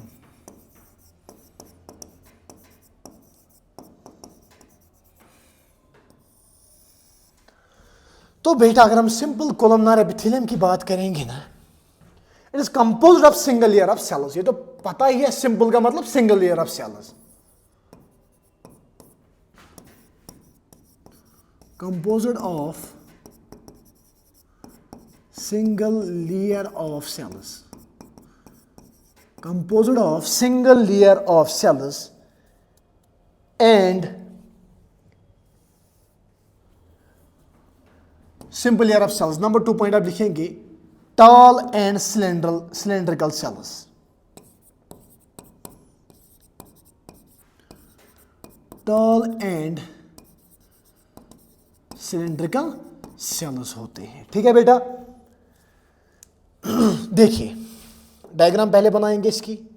तो सबसे पहले अगर हमें कोई भी सेल को बनाना होता है ना, उसको पहले रेस्ट कराना होता है किस मेम्ब्रेन पे बेटा? सर बेसमेंट मेम्ब्रेन पे। किस पे बेटा? बेसमेंट मेम्ब्रेन पे। तो ये बेसमेंट मेम्ब्रेन है और इसके ऊपर हम सेल्स बनाएंगे। कौन से सेल्स? सिंपल कोलमनार एपिथेलियम के cells, composed of single layer of cells तो होते हैं, but tall and cylindrical cells होते हैं। ठीक है बेटा, टॉल एंड सिलेंड्रिकल सेल्स होते हैं। टॉल एंड सिलेंड्रिकल याद रखना, एक एक पॉइंट से क्वेश्चन आपको पूछा जाएगा। Tall and cylindrical type of cells. ठीक है बेटा, टॉल एंड सिलेंड्रिकल। सर अगर ये टॉल है तो सिलेंड्रिकल कैसे हो गई? ठीक है बेटा, देखिए इस पॉइंट को भी यहां पे मैं आपके लिए डिफाइन करूंगा। टॉल इसलिए इसकी लेंथ ज्यादा है। ये जो सिंपल कोलमनार एपिथेलियम के सेल्स है ना बेटा, इनकी लेंथ ज्यादा होती है और विड्थ कम होती है। आप देखते होगे अगर लेंथ ज्यादा है ना और विड्थ कम है, ये टॉल और सिलेंड्रिकल बनता है। इसीलिए सिंपल कोलमनार एपिथेलियम के सेल्स टॉल एंड सिलेंड्रिकल होते हैं, टॉल एंड सिलेंड्रिकल होते हैं। और याद रखना मेरी बात, इंपॉर्टेंट बात ये है कि न्यूक्लियस जो होते हैं ना बेटा, न्यूक्लियस इलोंगेटेड होता है। क्या होता है? याद रखना मेरी बात, न्यूक्लियस यहां पे इलोंगेटेड। यही बात आपको यहां पे याद रखनी है कि न्यूक्लियस इलोंगेटेड। वहां पे मैंने दोनों में simple squamous epithelium, simple columnar epithelium बोला कि राउंड, मोस्टली राउंड होते हैं वहां पे, पर सिंपल कोलमनार एपिथेलियम के जो सेल्स होते हैं ना बेटा, ये क्या होते हैं? याद रखना, नंबर 3 पॉइंट आप यहां पे याद रखेंगे कि ये जो न्यूक्लियस जो है ना, न्यूक्लियस प्रेजेंट होता है, और बेटा यहाँ पे न्यूक्लियस है ना, ये न्यूक्लियस एलोंगेटेड टाइप होता है, एलोंगेटेड न्यूक्लियस होता है, ठीक है बेटा, एलोंगेटेड न्यूक्लियस होता है। तो यहाँ पे आप बेटा लिखेंगे ये पॉइंट, ठीक है, ये पॉइंट आप पहले लिखेंगे, उसके बाद हम आगे जाएंगे कि nucleus is elongated and is present lower basal part of this cell. Nucleus is elongated and is present lower या basal part of the cell, basal part of cell। Nucleus present होता है बट क्या elongated और basal part of the cell पे present होता है। इसकी functions आप लिखेंगे बेटा, इसकी फंक्शंस आप लिखेंगे सिक्रीशन एंड एब्जॉर्प्शन। अगर हम बेटा इसकी फंक्शन को देखेंगे, इसकी फंक्शन होती है नंबर 1 इज सिक्रीशन, जैसे मैंने आपको बोला सिंपल क्यूबॉइडल एपिथेलियम में, ठीक है बेटा, सिक्रीशन और एब्जॉर्प्शन, सिक्रीशन और एब्जॉर्प्शन। सिंपल स्क्वेमस एपिथेलियम वहां पे डिफ्यूजन और व्हाट, डिफ्यूजन और कमेंट सेक्शन में लिखोगे, मैं नहीं बोलूंगा। उसके बाद मैंने बोला सिंपल क्यूबॉइडल एपिथेलियम, वहां पे मैंने बोला फंक्शन सिक्रीशन एंड एब्जॉर्प्शन। ऐसे सिंपल कोलोनर एपिथेलियम जो है ना, इसकी भी फंक्शन होती है सिक्रीशन और एब्जॉर्प्शन की, ठीक है बेटा। अब हम यहां पे देखेंगे एग्जांपल्स, क्या देखेंगे बेटा, एग्जांपल्स देखेंगे। नंबर 1 एग्जांपल आप लिखेंगे स्टोमक, स्टोमक की इनर लाइनिंग, ठीक है बेटा, इनर लाइनिंग याद रखना, इन्हीं से क्वेश्चन बनेगा। Inner lining of the stomach, inner lining of the stomach is lined by what is, it is lined by simple columnar epithelium. Number 2 आप लिखेंगे यहां पे example, that is liver, that is liver is lined by the simple columnar epithelium. And number 3 यहां पे आप लिखेंगे bile का जो डक्ट होता है, बाइल डक्ट, ठीक है बेटा, बाइल डक्ट। ये 3 यहां पे एग्जांपल्स आप लिखेंगे, याद रखेंगे जरूरी, ठीक है बेटा, किसकी, सिंपल कोलमनार एपिथेलियम की। और यहां तक हमने क्या पढ़ा, एपिथेलियल टिश्यू यानी सिंपल एपिथेलियम टिश्यू। अब सिंपल एपिथेलियम के टिश्यू के 3 टाइप्स हमने पढ़े। Number 1 is simple squamous epithelium, number 2 is simple columnar epithelium, simple cuboidal epithelium, and number 3 simple columnar epithelium. एक एक एग्जांपल देखी, बहुत ही अच्छे तरीके से पढ़ा।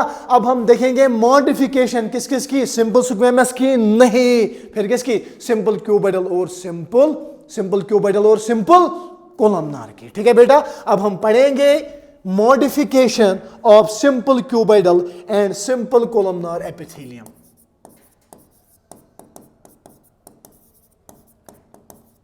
Modification of simple cuboidal and simple columnar epithelium. Modification of simple cuboidal and simple columnar epithelium. Modification of simple cuboidal and simple columnar epithelium की modification. Number 1 modification आप लिखेंगे बेटा माइक्रोविलाई। आपने पढ़ा होगा किसमें, जब आप 11th में होगी, अगर आप अभी नीट में है ना, तो माइक्रोविलाई आपने पढ़ी होगी, जो चैप्टर डिलीट हो गया, याद रखना, जो चैप्टर डिलीट हो गया किसे, एनसीईआरटी से, that is digestion and absorption. वहां पे हम पढ़ रहे थे माइक्रोविलाई, जो हम आगे देखेंगे, ठीक है बेटा।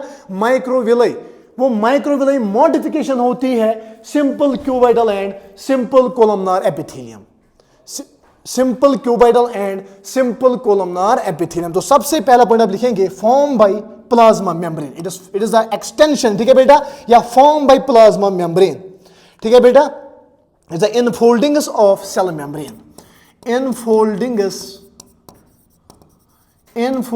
Of cell membrane, cell membrane के इनफोल्डिंग्स होते हैं microvilli, infoldings of cell membrane, ठीक है बेटा। ऐसे ही अगर हम माइक्रोविलाई की बात करेंगे, ये जो सेल मेम्ब्रेन, अगर हम सेल का मेम्ब्रेन लेंगे ना, सेल के मेम्ब्रेन के इनफोल्डिंग्स जो है ना बेटा, ये होते हैं माइक्रोविलाई, ये होते हैं बेटा माइक्रोविलाई। नेक्स्ट पॉइंट आप लिखेंगे, नेक्स्ट पॉइंट आप लिखेंगे बेटा, ये नॉन मोटाइल होता है, क्या होता है, नॉन मोटाइल होता है, यानी डू नॉट मूव, ये मूव नहीं करते हैं, ये मूव नहीं करते हैं। एंड नंबर 3 पॉइंट आप लिखेंगे बेटा, इंक्रीज सरफेस एरिया। ये जो माइक्रोविलाई है ना, ये इंक्रीज करते हैं सरफेस एरिया को, ये इंक्रीज करते हैं बेटा सरफेस एरिया को। सो उसकी वजह से इंक्रीज हो जाता है, उसकी वजह से बेटा इंक्रीज हो जाता है व्हाट एब्जॉर्प्शन, एब्जॉर्प्शन उसकी वजह से इंक्रीज हो जाएगी, उसकी वजह से एब्जॉर्प्शन इंक्रीज हो जाएगी। ठीक है बेटा, तो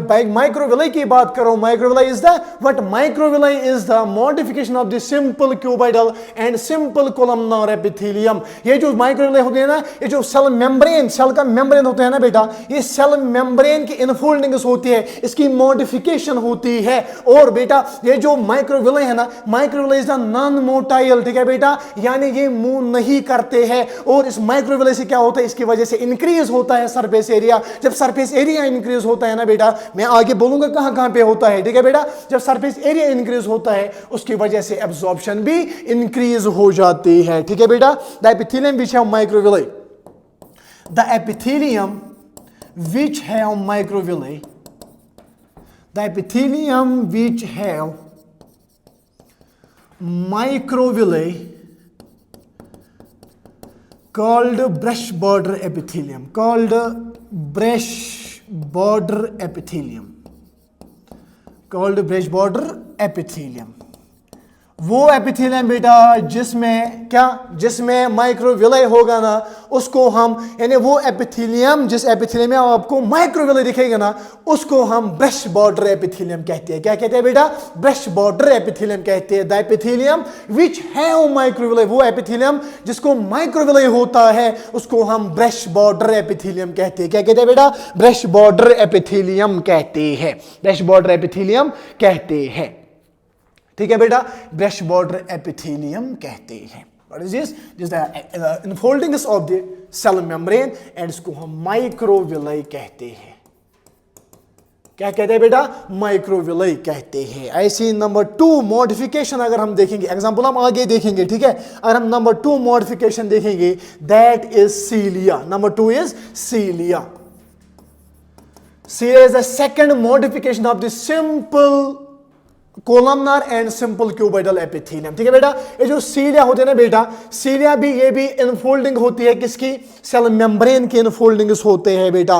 ठीक है, अगर हम यहां पे सेल बनाएंगे, यहां पे सीलिया ऐसे ऐसे ऐसे प्रेजेंट होते हैं, ये सीलिया। ठीक है बेटा, सीलिया ऐसे प्रेजेंट होते हैं। और मैं यहां पे बोल ही गया, हर कोई सेल किस पे यहां पे रेस्ट करती है, बेसमेंट मेम्ब्रेन पे रेस्ट करती है। And what is this, this is cilia. Cilia जो है ना बेटा, सीलिया क्या होता है, सीलिया मोटाइल होता है। मोटाइल बोले तो ये मूव करते हैं, मोटाइल बोले तो ये मूव करते हैं।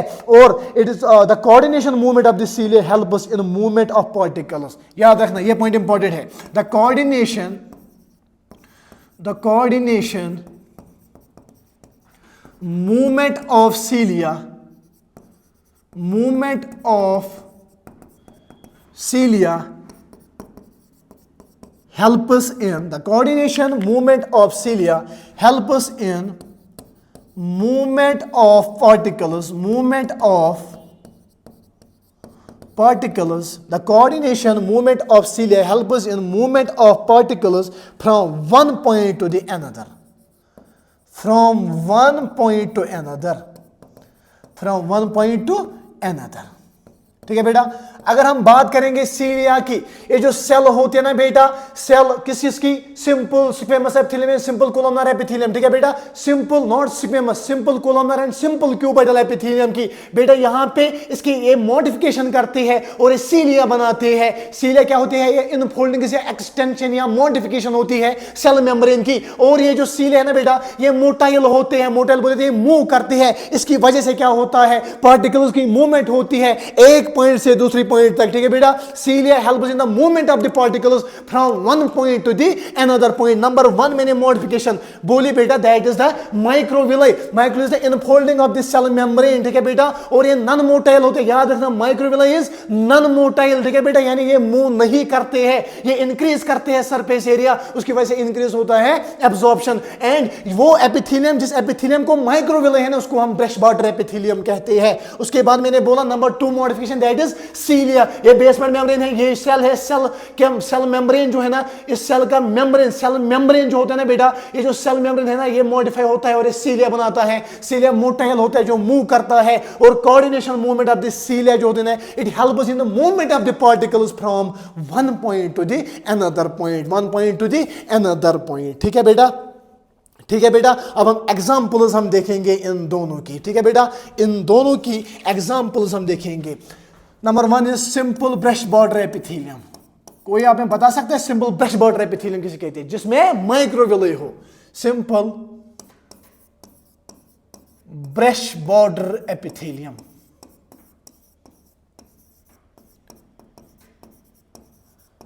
सिंपल ब्रश बॉर्डर एपिथेलियम यानी माइक्रोविले वाला एपिथेलियम।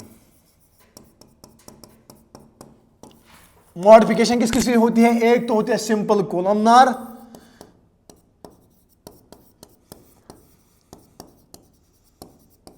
सिंपल कोलमनार एपिथेलियम की मॉडिफिकेशन, या तो ये होगी मॉडिफिकेशन किसकी? सिंपल मॉडिफिकेशन किसकी? Simple modification of simple cuboidal, simple cuboidal epithelium, simple cuboidal epithelium. ठीक है बेटा, simple cuboidal epithelium.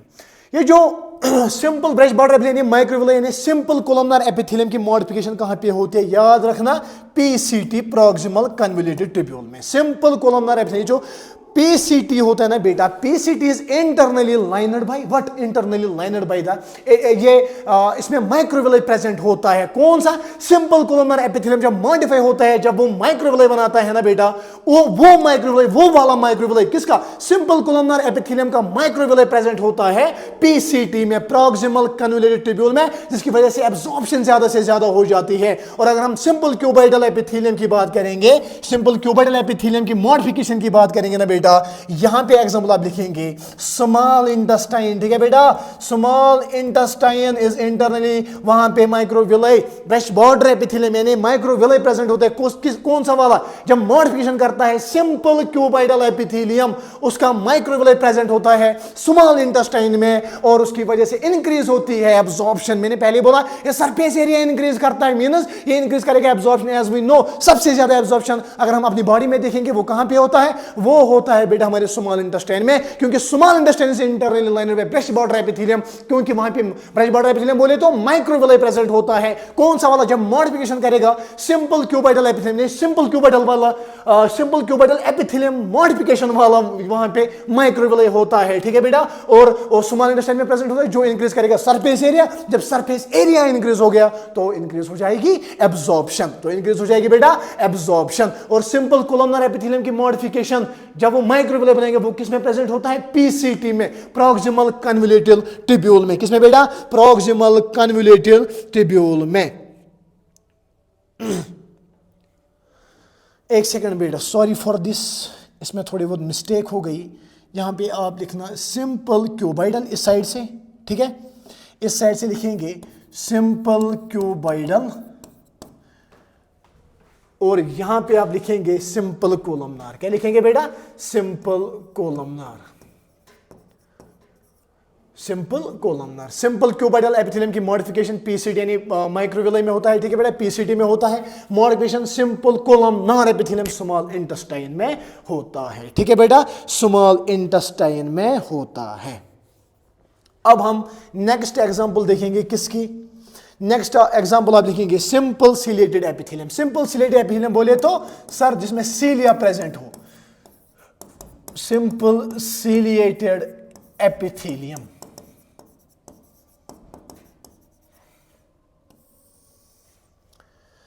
Simple chelated epithelium यानी सीलिया,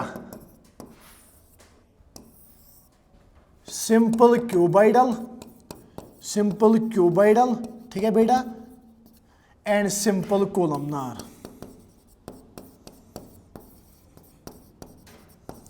अगर हम सिंपल क्यूबाइडल की बात करेंगे ना बेटा, सिंपल क्यूबाइडल होता है स्मॉलर ब्रोंक्यूल्स, या ब्रोंक्यूल्स याद रखना। ठीक है बेटा, क्वेश्चन आया हुआ है ब्रोंकियोल्स में बेटा क्या होता है, सिंपल क्यूबॉइडल एपिथेलियम की मॉडिफिकेशन जब होती है, जब वो सीलिया बनाता है ना, वो सीलिएटेड एपिथेलियम होता है प्रेजेंट ब्रोंकियोल्स में। और simple columnar ciliated epithelium, simple columnar ciliated epithelium होता है बेटा किसमें प्रेजेंट, वो होता है फैलोपियन ट्यूब्स में। ऐसे ही मैंने पहले बोला आपको फैलोपियन ट्यूब्स, मैंने पहले आपको बोला इसकी फंक्शन क्या होती है सीलिया की, इसकी कोऑर्डिनेशन, इसकी ऐसी ऐसी मूवमेंट, ठीक है, इसको हम कोऑर्डिनेटेड मूवमेंट कहते हैं, सीलियरी मूवमेंट कहते हैं। उस सीलियरी मूवमेंट की वजह से एक पार्टिकल एक जगह से दूसरी जगह तक मूव करता है और ट्रांसफर होता है, ठीक है बेटा, क्योंकि ये मोटाइल होता है, ठीक है बेटा, मोटाइल यानी यहां पे ये मूवमेंट दिखाता है। ऐसी फैलोपियन ट्यूब्स में जो ओवा की मूवमेंट होती है ना, ठीक है बेटा, ओवा की मूवमेंट होती है ना, वो इसी सीलिया की हेल्प से हो जाती है। तो ये दो एग्जांपल्स याद रखना, और इन्हीं एग्जांपल से इस साल क्वेश्चन बनने की प्रोबेबिलिटी बेटा बहुत ज्यादा है, बहुत ज्यादा है, ठीक है बेटा। तो चलिए नेक्स्ट पे हम जाएंगे, दैट इज ग्लैंडुलर एपिथेलियम। क्या ग्लैंडुलर एपिथेलियम, थकना बिल्कुल भी नहीं है, ठीक है। Glandular epithelium, glandular epithelium, glandular epithelium वो एपिथेलियम है बेटा जो प्रेजेंट होता है ग्लैंड्स में, प्रेजेंट इन ग्लैंड्स में प्रेजेंट होता है, ठीक है बेटा। It is a simple epithelium, it is a simple epithelium. Simple epithelium बोले तो single layer of cells basement membrane पे होती है, सिंपल एपिथेलियम, ठीक है बेटा। एंड नंबर 3 पॉइंट आप लिखेंगे, cells have great capacity to synthesise and secrete a compound. Cells have great capacity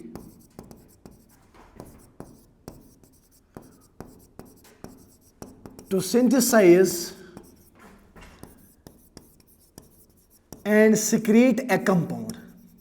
ये जो ग्लैंडुलर एपिथेलियम के सेल्स होती हैं इनमें ग्रेट कैपेसिटी होती है to synthesise and secrete a compound, ठीक है बेटा, to synthesise and secrete a compound. तो ग्लैंडुलर एपिथेलियम की बात करेंगे, वो एपिथेलियम जो ग्लैंड्स में प्रेजेंट होगा, that is called the glandular epithelium. यहां पे क्वेश्चन आपके लिए है कि डक्ट्स ऑफ ग्लैंड्स में कौन सा एपिथेलियम प्रेजेंट होता है, ठीक है।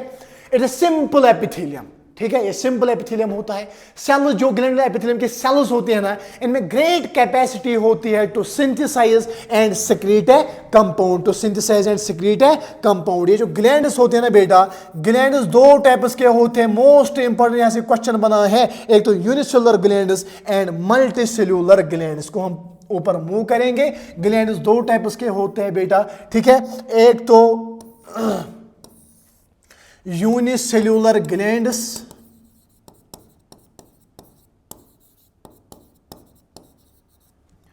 And multicellular glands. Unicellular glands and multicellular glands, ठीक है बेटा, contain a single secretory cell. Unicellular glands वो ग्लैंड्स होते हैं जो कंटेन करते हैं single secretory cell, contain a single secretory cell,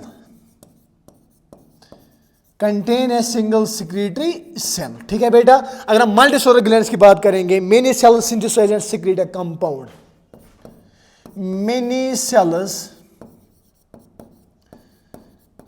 synthesise and secrete a compound, secrete a compound, that is, तो ग्लैंड्स का कंपाउंड क्या होगा सर, दैट आर हार्मोन्स, ठीक है बेटा, ग्लैंड्स का कंपाउंड होता है हार्मोन्स, ठीक है बेटा। एग्जाम्पल यहां पे लिखेंगे आप, इंपॉर्टेंट है, गॉबलेट सेल्स, ठीक है बेटा, गॉबलेट सेल्स। गॉबलेट सेल्स क्या करते हैं बेटा, ये हमारे एलिमेंट्री कैनाल में प्रेजेंट होती है, जो सिक्रीट करते हैं म्यूकस, सिक्रीट करते हैं बेटा म्यूकस, ठीक है बेटा। ऐसे अगर हम मल्टीसेल्युलर ग्लैंड की बात करेंगे, मल्टीसेल्युलर ग्लैंड्स में एक तो आएंगे silvery glands, mammary glands, oil glands, ठीक है बेटा। एग्जांपल आप लिखना, silvery glands,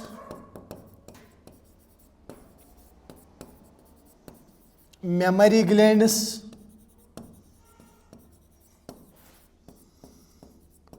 silvery glands, mammary glands, ठीक है बेटा। लिवर, स्वेट ग्लैंड्स, लिवर भी आता है किसमें, मल्टीसेलुलर ग्लैंड में लिवर, एंड बेटा आप लिखेंगे फोर्थ स्वेट ग्लैंड्स यानी स्यूडोफेरस ग्लैंड्स, ठीक है बेटा, स्वेट ग्लैंड्स। तो चलिए बेटा यहां तक पहले हम रिवाइज करेंगे, उसके बाद हम आगे जाएंगे। रिपीट में पहले आपके लिए करूंगा। ग्लैंडुलर एपिथेलियम वो एपिथेलियम है जो ग्लैंड्स में प्रेजेंट होता है। It's a simple epithelium. Simple epithelium बोले तो बेसमेंट मेम्ब्रेन के ऊपर सिंगल लेयर ऑफ सेल्स होती है। सेल्स जो इस ग्लैंडुलर एपिथेलियम के होते हैं ना बेटा, इनमें ग्रेट कैपेसिटी होती है कि सिंथेसाइज और सिक्रीट है कंपाउंड। तो सिंथेसाइज एंड सिक्रीट है कंपाउंड। ग्लैंड दो टाइप्स के होती है, unicellular gland and multicellular gland. Unicellular gland जो है ना, ये वो ग्लैंड्स होते हैं जो कंटेन करते हैं सिंगल सिक्रीटरी सेल्स, जो कंटेन करते हैं जिनमें सिंगल सिक्रीटरी सेल्स होते हैं जो सिंथेसाइज और सिक्रीट करेगा कंपाउंड। Example goblet cells. अगर आपने पढ़ा होगा डाइजेशन एंड एब्जॉर्प्शन, ठीक है, डाइजेशन एब्जॉर्प्शन में एलिमेंट्री कैनाल में अंदर स्टोमक में गॉबलेट सेल्स होते हैं जो सिक्रीट करते हैं म्यूकस, जो पेप्टाइड हार्मोन जो HCl से बचाता है, ठीक है बेटा। और वही ये जो गॉबलेट सेल होती है ना बेटा, ये एक ग्लैंड का काम करते हैं, क्योंकि ये एक सेल जो है ना, ये सिक्रेट करते हैं म्यूकस, ये कंपाउंड सिक्रेट करती है, ठीक है बेटा। गॉबलेट सेल ये क्या करते हैं, सिक्रेट करते हैं mucus. But goblet, what is goblet cell? Goblet cell is unicellular gland. याद रखना, क्वेश्चन बना हुआ है।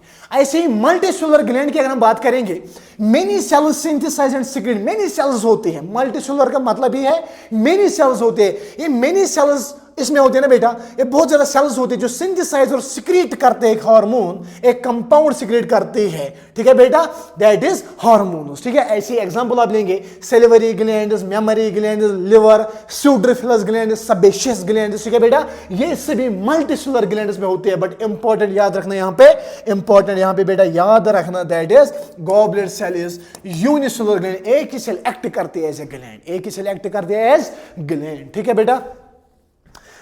अब इस ग्लैंड्स के बारे में थोड़ा और बहुत आपके लिए मैं यहां पे बोलूंगा। जो ग्लैंड्स होते हैं ना बेटा, ग्लैंड्स तीन टाइप्स के होते हैं बेटा, एंडोक्राइन, एक्सोक्राइन एंड हेटेरोक्राइन। मैंने आपको हार्मोनल कंट्रोल एंड कोऑर्डिनेशन को आप कहते हैं कंट्रोल एंड कोऑर्डिनेशन, ठीक है बेटा, ठीक है बेटा। ये जो hormonal control and coordination last unit इस ह्यूमन फिजियोलॉजी का है ना, वहां पे मैंने आपको एंडोक्राइन, एक्सोक्राइन, हेटेरोक्राइन ग्लैंड में से एक एक मैंने पढ़ा है, फिर भी यहां पे मैं आपको बोलूंगा, ठीक है बेटा। ग्लैंड्स तीन टाइप्स के होते हैं। Number one is endocrine gland, endocrine gland. Number 2 is exocrine gland and number 3 is heterocrine gland, heterocrine gland, ठीक है बेटा। अगर हम एंडोक्राइन ग्लैंड की बात करेंगे ना, एंडोक्राइन ग्लैंड की बात अगर हम करेंगे ना, एंडोक्राइन ग्लैंड्स वो ग्लैंड्स होते हैं ना, यहां पे एंडोक्राइन ग्लैंड्स में ऐसे भी आप लिख सकते हैं डक्टलेस ग्लैंड्स होते हैं, डक्टलेस ग्लैंड्स होते हैं। ये विद डक्ट होते हैं, विद डक्ट होते हैं। और हेटेरोक्राइन ग्लैंड से बोथ होते हैं, ठीक है बेटा, हेटेरोक्राइन ग्लैंड्स बोथ है। जो एंडोक्राइन ग्लैंड से ये डक्टलेस ग्लैंड्स होते हैं, ये अपने सिक्रीशन को पोर करते हैं directly into the blood. They secrete their secretion, they secrete, या बेटा आप they pour their secretion directly into the blood, directly into the blood। ये अपनी सिक्रीशन डायरेक्टली डालते हैं ब्लड में, बिकॉज इनके पास डक्ट प्रेजेंट नहीं होते हैं। एक मैंने आपको बहुत मतलब वट कहना ऐसे कि 50 एग्जांपल दे दिए हैं हार्मोनल कंट्रोल एंड कोऑर्डिनेशन में, ठीक है बेटा। एंड एक्सोक्राइन ग्लैंड जो है ना, एक्सोक्राइन ग्लैंड विद डक्ट होते हैं, ठीक है बेटा, इनमें डक्ट प्रेजेंट होता है। जैसे मैंने आपको ऐसे बोला कि जो ग्लैंड है ना बेटा, ग्लैंड में एक तो सिक्रेटरी पार्ट होता है और डक्ट होता है, ठीक है, दिस इज डक्ट, ठीक है। एक्सोक्राइन ग्लैंड में डक्ट प्रेजेंट होता है। Example sweat gland, memory gland, ठीक है बेटा। एग्जांपल बेटा sweat gland, memory gland, example is sweat gland, memory gland, ठीक है बेटा। अगर हम हेटेरोक्राइन ग्लैंड की बात करेंगे ना बेटा, हेटेरोक्राइन ग्लैंड में का जो आधा पार्ट होता है ना बेटा, हेटेरोक्राइन ग्लैंड में इतना और इतना, इतना न मुझसे तू प्यार न कर कि मैं हूं बादल आवारा, ठीक है बेटा। देखिए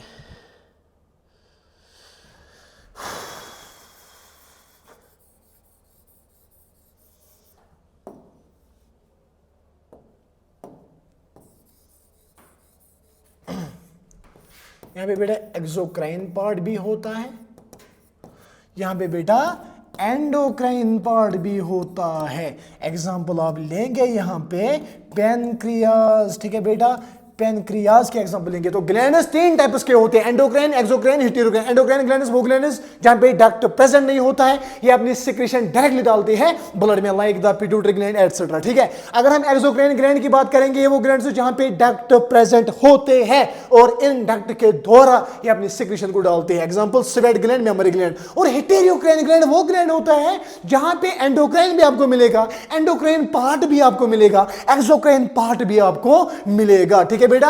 एग्जांपल पैनक्रियाज। इस पैनक्रियाज के बारे में थोड़ा बहुत हम पढ़ेंगे। ये जो पैनक्रियाज है ना बेटा, पैनक्रियाज, ठीक है,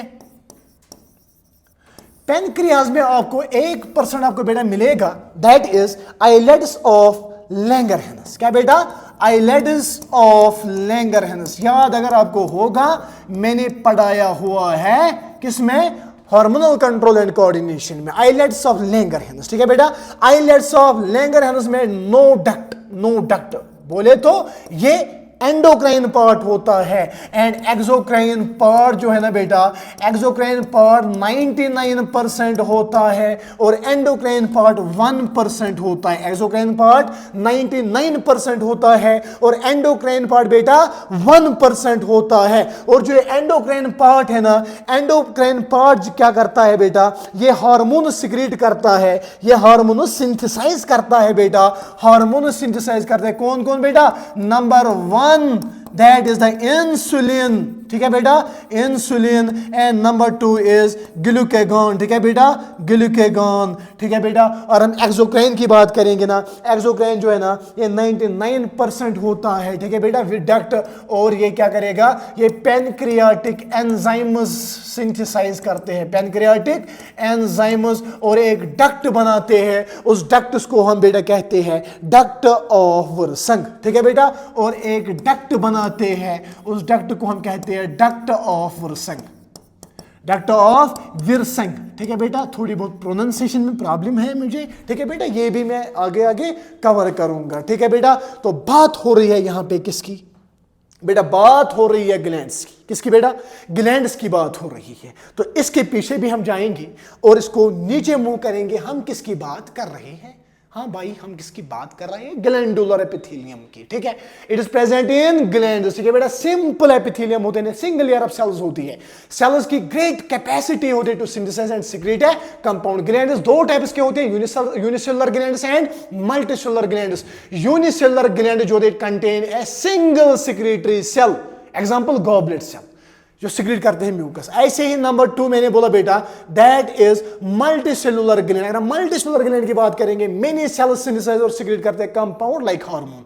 example salivary gland, memory gland, liver, sweat gland etcetera, ठीक है बेटा।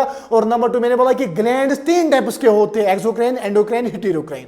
एक्सोक्राइन की अगर हम बात करेंगे, डक्टिलस ग्लैंड डायरेक्टली अपनी सिक्रेशन डालते हैं, किसमें? डायरेक्टली अपने सिक्रेशन डालते हैं, किसमें बेटा?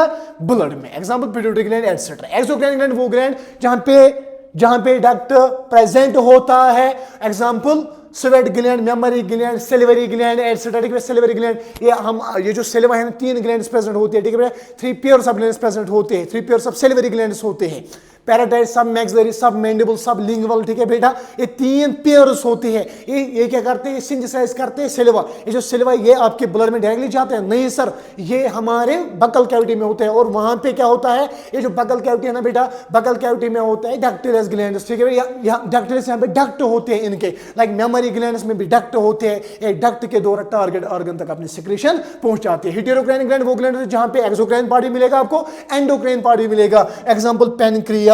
पैनक्रियाज का जो एंडोक्राइन पार्ट है ना बेटा, एंडोक्राइन पार्ट है ना, ये 1% होता है और ये हार्मोन सिक्रेट करता है, सिंथेसाइज करता है insulin and glucagon. Insulin decrease the blood sugar level and glucagon increase the blood sugar level. और एक होता है दैट इज सोमेटोस्टेटिन, जो दोनों को इनहिबिट करता है और बराबर मेंटेनेंस रखता है। और इसी के रिलेटेड एक डिसऑर्डर है that is the diabetes mellitus. अब वो छोड़िए, अब एक्सोक्राइन पार्ट की अगर हम बात करेंगे, पैनक्रियाज के 99% होता है, जो पैनक्रियाटिक एंजाइम्स बनाता है और एक डक्ट बनाता है कॉल्ड द डक्ट ऑफ विर्संग। क्या? डक्ट ऑफ विर्संग, ठीक है बेटा, डक्ट ऑफ विर्संग। अब हम पढ़ेंगे, यहां तक सिंपल एपिथेलियम कंप्लीट हो गया। अब हम पढ़ेंगे कंपाउंड एपिथेलियम, बस 5 मिनट का टॉपिक है, उसके बाद हम इख्तिताम करेंगे। ठीक है बेटा, अब आप लिखेंगे compound epithelium.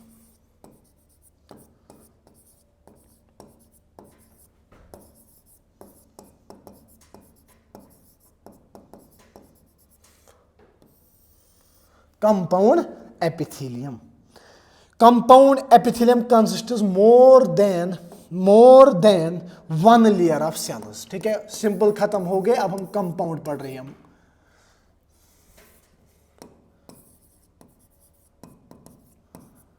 Consists of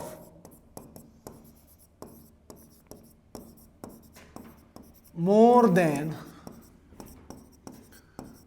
one layer of cells. ठीक है बेटा, ठीक है बेटा। देखिए, सबसे पहले क्या बनाऊंगा मैं सर, हमें पता है आप बनाएंगे बेसमेंट मेम्ब्रेन। तो यहां पे मैंने बेटा बेसमेंट मेम्ब्रेन बनाया। ठीक है, बेसमेंट मेम्ब्रेन बहुत गंदा बन गया, अब इसको अच्छा करेंगे थोड़ा बहुत।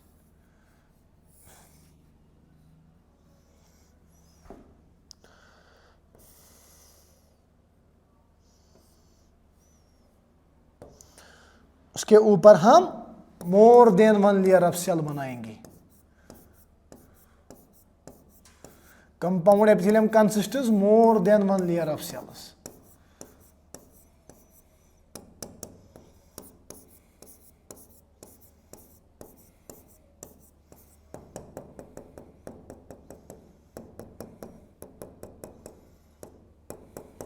ठीक है बेटा, ये कंपाउंड एपिथेलियम है, it consists more than one layer of cells. ठीक है बेटा, ये कंपाउंड एपिथेलियम है। ठीक है बेटा, कंपाउंड एपिथेलियम में आप 2 एग्जांपल आप याद रखेंगे, ये एनसीईआरटी के बाहर है, बट याद करने में कोई मसला नहीं है। ठीक है बेटा, कंपाउंड एपिथेलियम, कंपाउंड एपिथेलियम, एक तो यहां पे आता है transitional epithelium and stratified epithelium.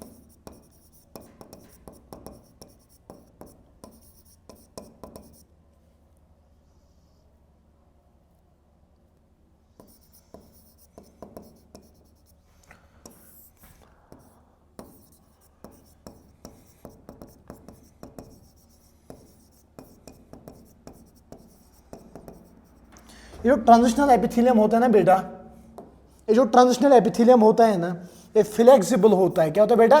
Flexible stretchable होता है। फ्लेक्सिबल स्ट्रेचेबल, ये फ्लेक्सिबल स्ट्रेचेबल होता है। Example urinary bladder. ठीक है बेटा, यूरिनरी ब्लैडर। ऐसे अगर हम बात करेंगे स्ट्रेटिफाइड एपिथेलियम की, ये नॉन स्ट्रेचेबल होता है। क्या होता है? Non stretchable.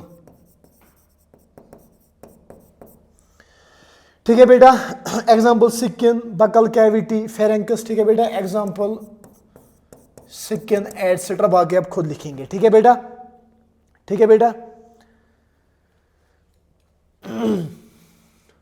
और आप फंक्शन लिखेंगे ना इसकी, provide protection from chemical and mechanical shocks।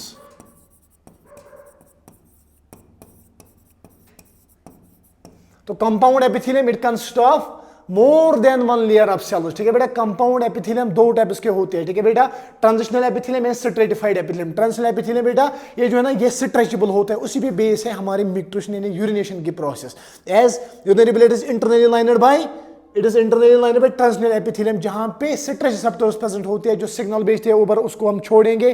ठीक है, इसकी वजह से हमारा यूरिनरी ब्लैडर क्या होता है बेटा, वो क्या होता है, वो डायलेट होता है, बिकॉज वहां पे अंदर एपिथेलियम प्रेजेंट होता है कॉल्ड द ट्रांजिशनल एपिथेलियम, जिसकी वजह से उसकी स्ट्रेच गैस क्यों, क्योंकि स्ट्रेचेबल, क्योंकि ये जो ट्रांजिशनल एपिथेलियम है स्ट्रेचेबल होता है, उसकी वजह से वो डायलेट होता है। ठीक है, एंड स्ट्रेटिफाइड एपिथेलियम जो non stretchable, skin, buccal cavity etcetera आप लिखेंगे। फंक्शन है कंपाउंड एपिथेलियम की provide protection from chemical and mechanical stress. ठीक है बेटा, मैकेनिकल स्ट्रेस या शॉक। ठीक है बेटा, अब हम नेक्स्ट पढ़ेंगे, that is the cell junctions. That is cell junctions. Cell junctions, most important topic. यहां तक हमने बेटा क्या क्या पढ़ा, यहां तक हमने सिंपल, यहां पे तक हमने एपिथेलियल टिश्यू को कंप्लीट किया। इसमें सिंपल एपिथेलियम पढ़ा और कंपाउंड एपिथेलियम पढ़ा। ठीक है, अब हम पढ़ेंगे सेल जंक्शंस। बस 10 मिनट का टॉपिक है, उसके बाद हम जाएंगे। अगर हम दो सेल्स बेटा बनाएंगे, ठीक है बेटा, ये जो दो सेल्स है ना बेटा, ये जो दो सेल्स है ये डायरेक्टली एक सेल में ये लूंगा और दूसरी सेल ये जो दो सेल्स है ना, ये कभी भी डायरेक्टली कांटेक्ट में नहीं होते हैं। इनको कांटेक्ट में रखता है एक junction, that is called the cell junction. क्या बेटा, सेल जंक्शन। इनका साइटोप्लाज्म और साइटोप्लाज्म कनेक्ट रहता है एक जंक्शन से, called the cell junction, called cell junction. ठीक है बेटा, cell junction. This is cell 1 and this is cell 2। दो सेल्स कभी भी आपस में, याद रखना, दो सेल्स कभी भी आपस में डायरेक्ट कांटेक्ट में नहीं रहती है। इनके दरमियान जंक्शंस होते हैं, कॉल्ड द सेल जंक्शन, जिसकी वजह से ये आपस में कनेक्ट रहते हैं, आपस में कनेक्ट रहते हैं। याद रखना, ठीक है बेटा। Connect cells functionally and structurally। ठीक है बेटा, functionally and structurally। Two cells do not, एक सेकेंड, ठीक है बेटा, two cells are never in direct contact with each other।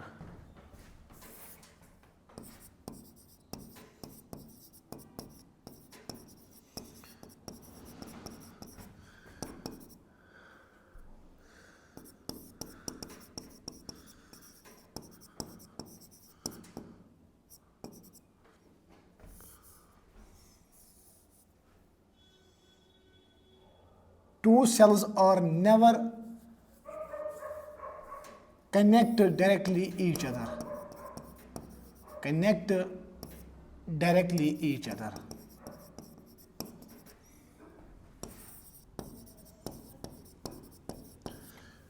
तो क्या होता है, सेल जंक्शंस होते हैं बेटा। क्या होता है बेटा, सेल जंक्शंस होते हैं सेल्स के दरमियान। तो सेल जंक्शंस की बात कर रहे हैं। दो सेल्स कभी भी आपस में डायरेक्ट कांटेक्ट में नहीं होते हैं, इनके दरमियान सेल जंक्शन होते हैं। और जो सेल जंक्शन और सेल जंक्शन के द्वारा ये दो सेल जो है ना बेटा, ये कांटेक्ट में रहती है, ये कांटेक्ट में बेटा रहती है। तीन टाइप्स के जंक्शंस होते हैं, ठीक है बेटा। There are three types of the junctions, there are three types of junctions, three types of junctions।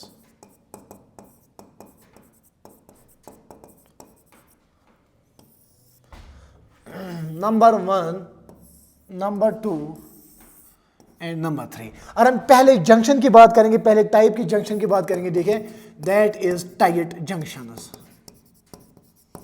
ठीक है बेटा, tight junction. Number 2 is aiding junction.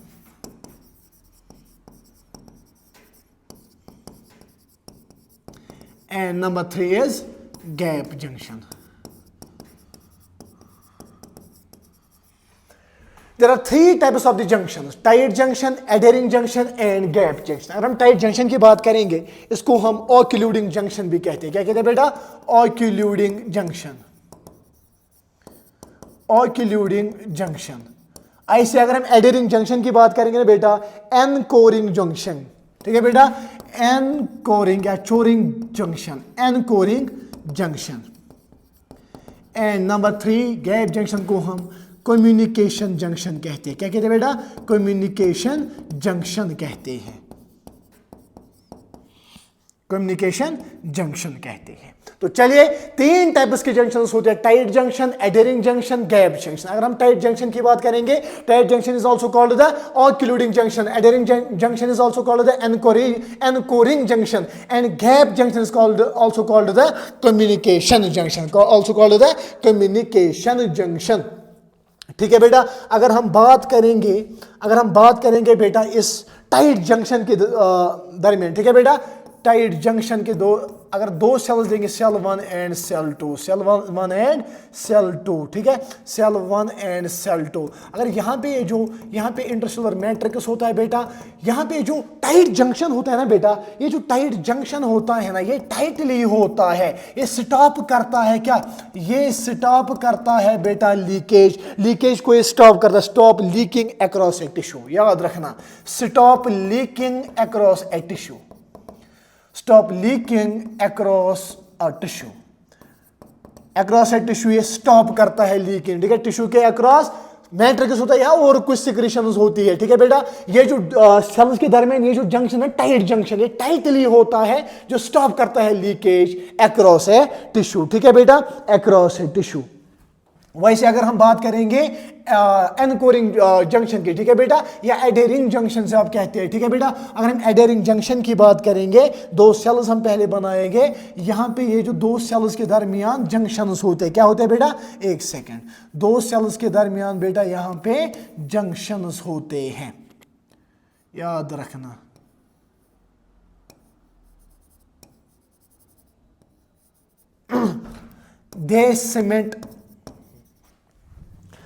They cement two cells together. They cement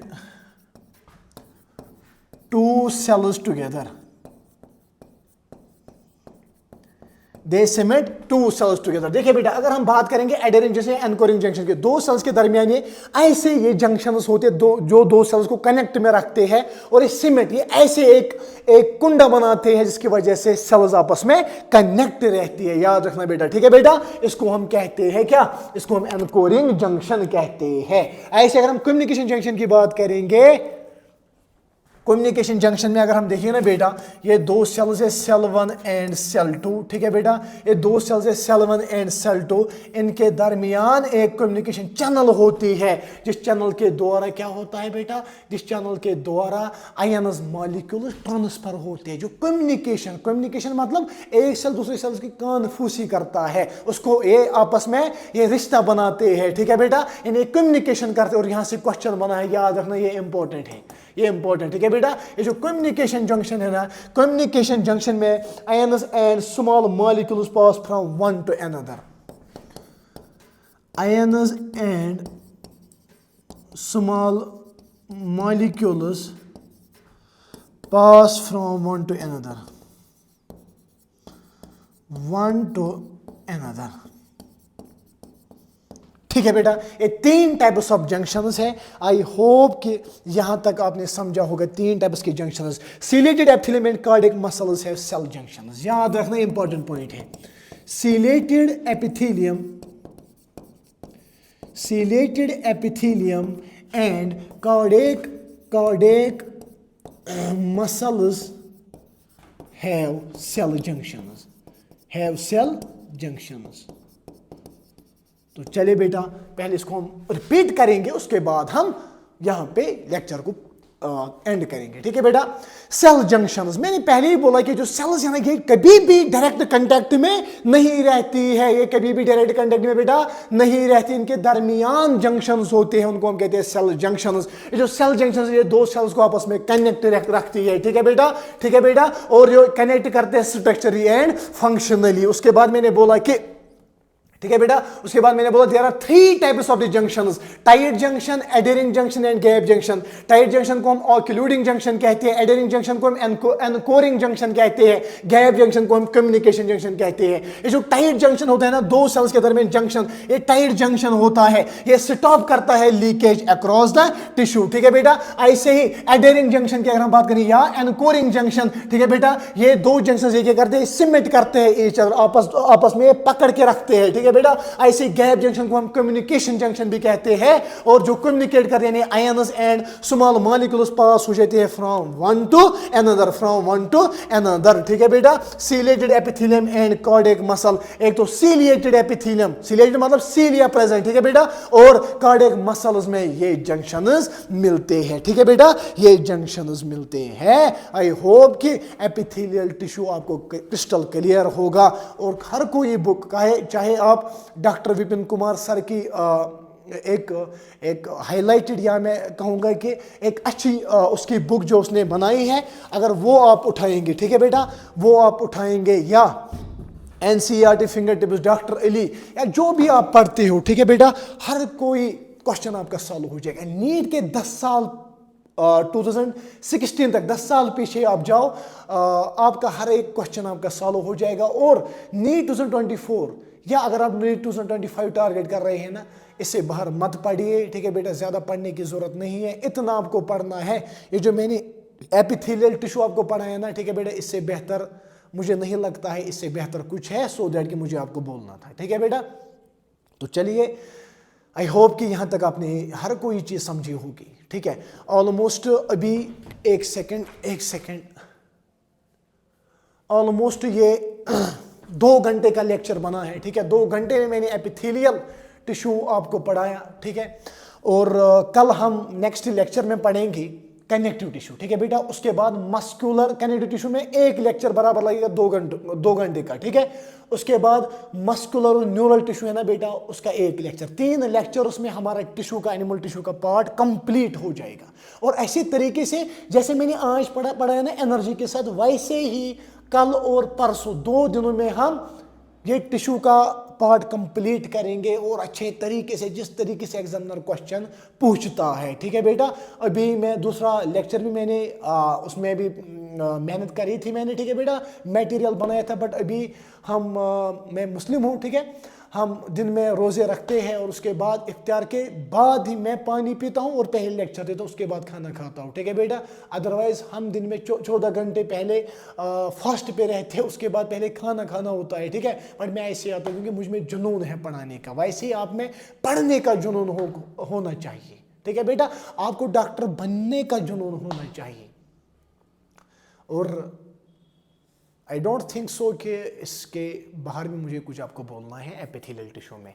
इतना ही पढ़े, चाहे आप CBSE बोर्ड या बेटा NEET की तैयारी या CUET किसी भी चीज़ की तैयारी कर रहे हो जिसमें ये सिलेबस पूछा जाता है ना बेटा, मेरे लेक्चर्स देखें और अपने फ्रेंड्स के साथ शेयर कीजिए। उसके बाद मैं भी आगे बढ़ूँ बेटा, आप भी आगे बढ़ेंगे, हर किसी को तो आगे बढ़ना ही है, ठीक है बेटा। और टेंशन लेने की कोई ज़रूरत नहीं है, ठीक है बेटा। कि मिटा दे अपनी हस्ती को अगर कुछ मर्तबा चाहिए, मिटा दे अपनी हस्ती को अगर कुछ मर्तबा चाहिए, कि दाना खाक में मिलने से गुले गुलजार होता है। अपने आप को खाक में मिलाओ, अपने आप को बोलो कि मैं कुछ भी नहीं हूँ, मुझे मेहनत करनी चाहिए, मुझे कुछ आता है नहीं आता है, मुझे मेहनत करनी है, मुझे ड्रीम है ये करने का ज़िंदगी में, मैं करके ही रहूँगा। After that you will get selected, ठीक है बेटा। और वो चीज़ करो जो आपका मन चाहिए, ठीक है बेटा। मेरा मन चाहता है कि मैं ज़िंदगी में मैं बस पढ़ाऊँ, चाहे मैं ज़्यादा पैसा कमाऊँ या नहीं, उतना पैसा मेरे पास होना चाहिए जिसमें मेरे कपड़े, खाना, रहन सहन होना चाहिए बस। अदरवाइज़ मैं बेटा, अगर अभी भी कोई आएगा ना 10-10 घंटे में मैं पढ़ाऊँगा, ठीक है। और हर कोई चीज़ मैं यहाँ पे अच्छे से पढ़ाता हूँ, और अप्रिशिएट कीजिए इसको, सो दैट कि मुझे एनर्जी आ जाए, ठीक है बेटा। तो चलिए, थैंक यू सो मच।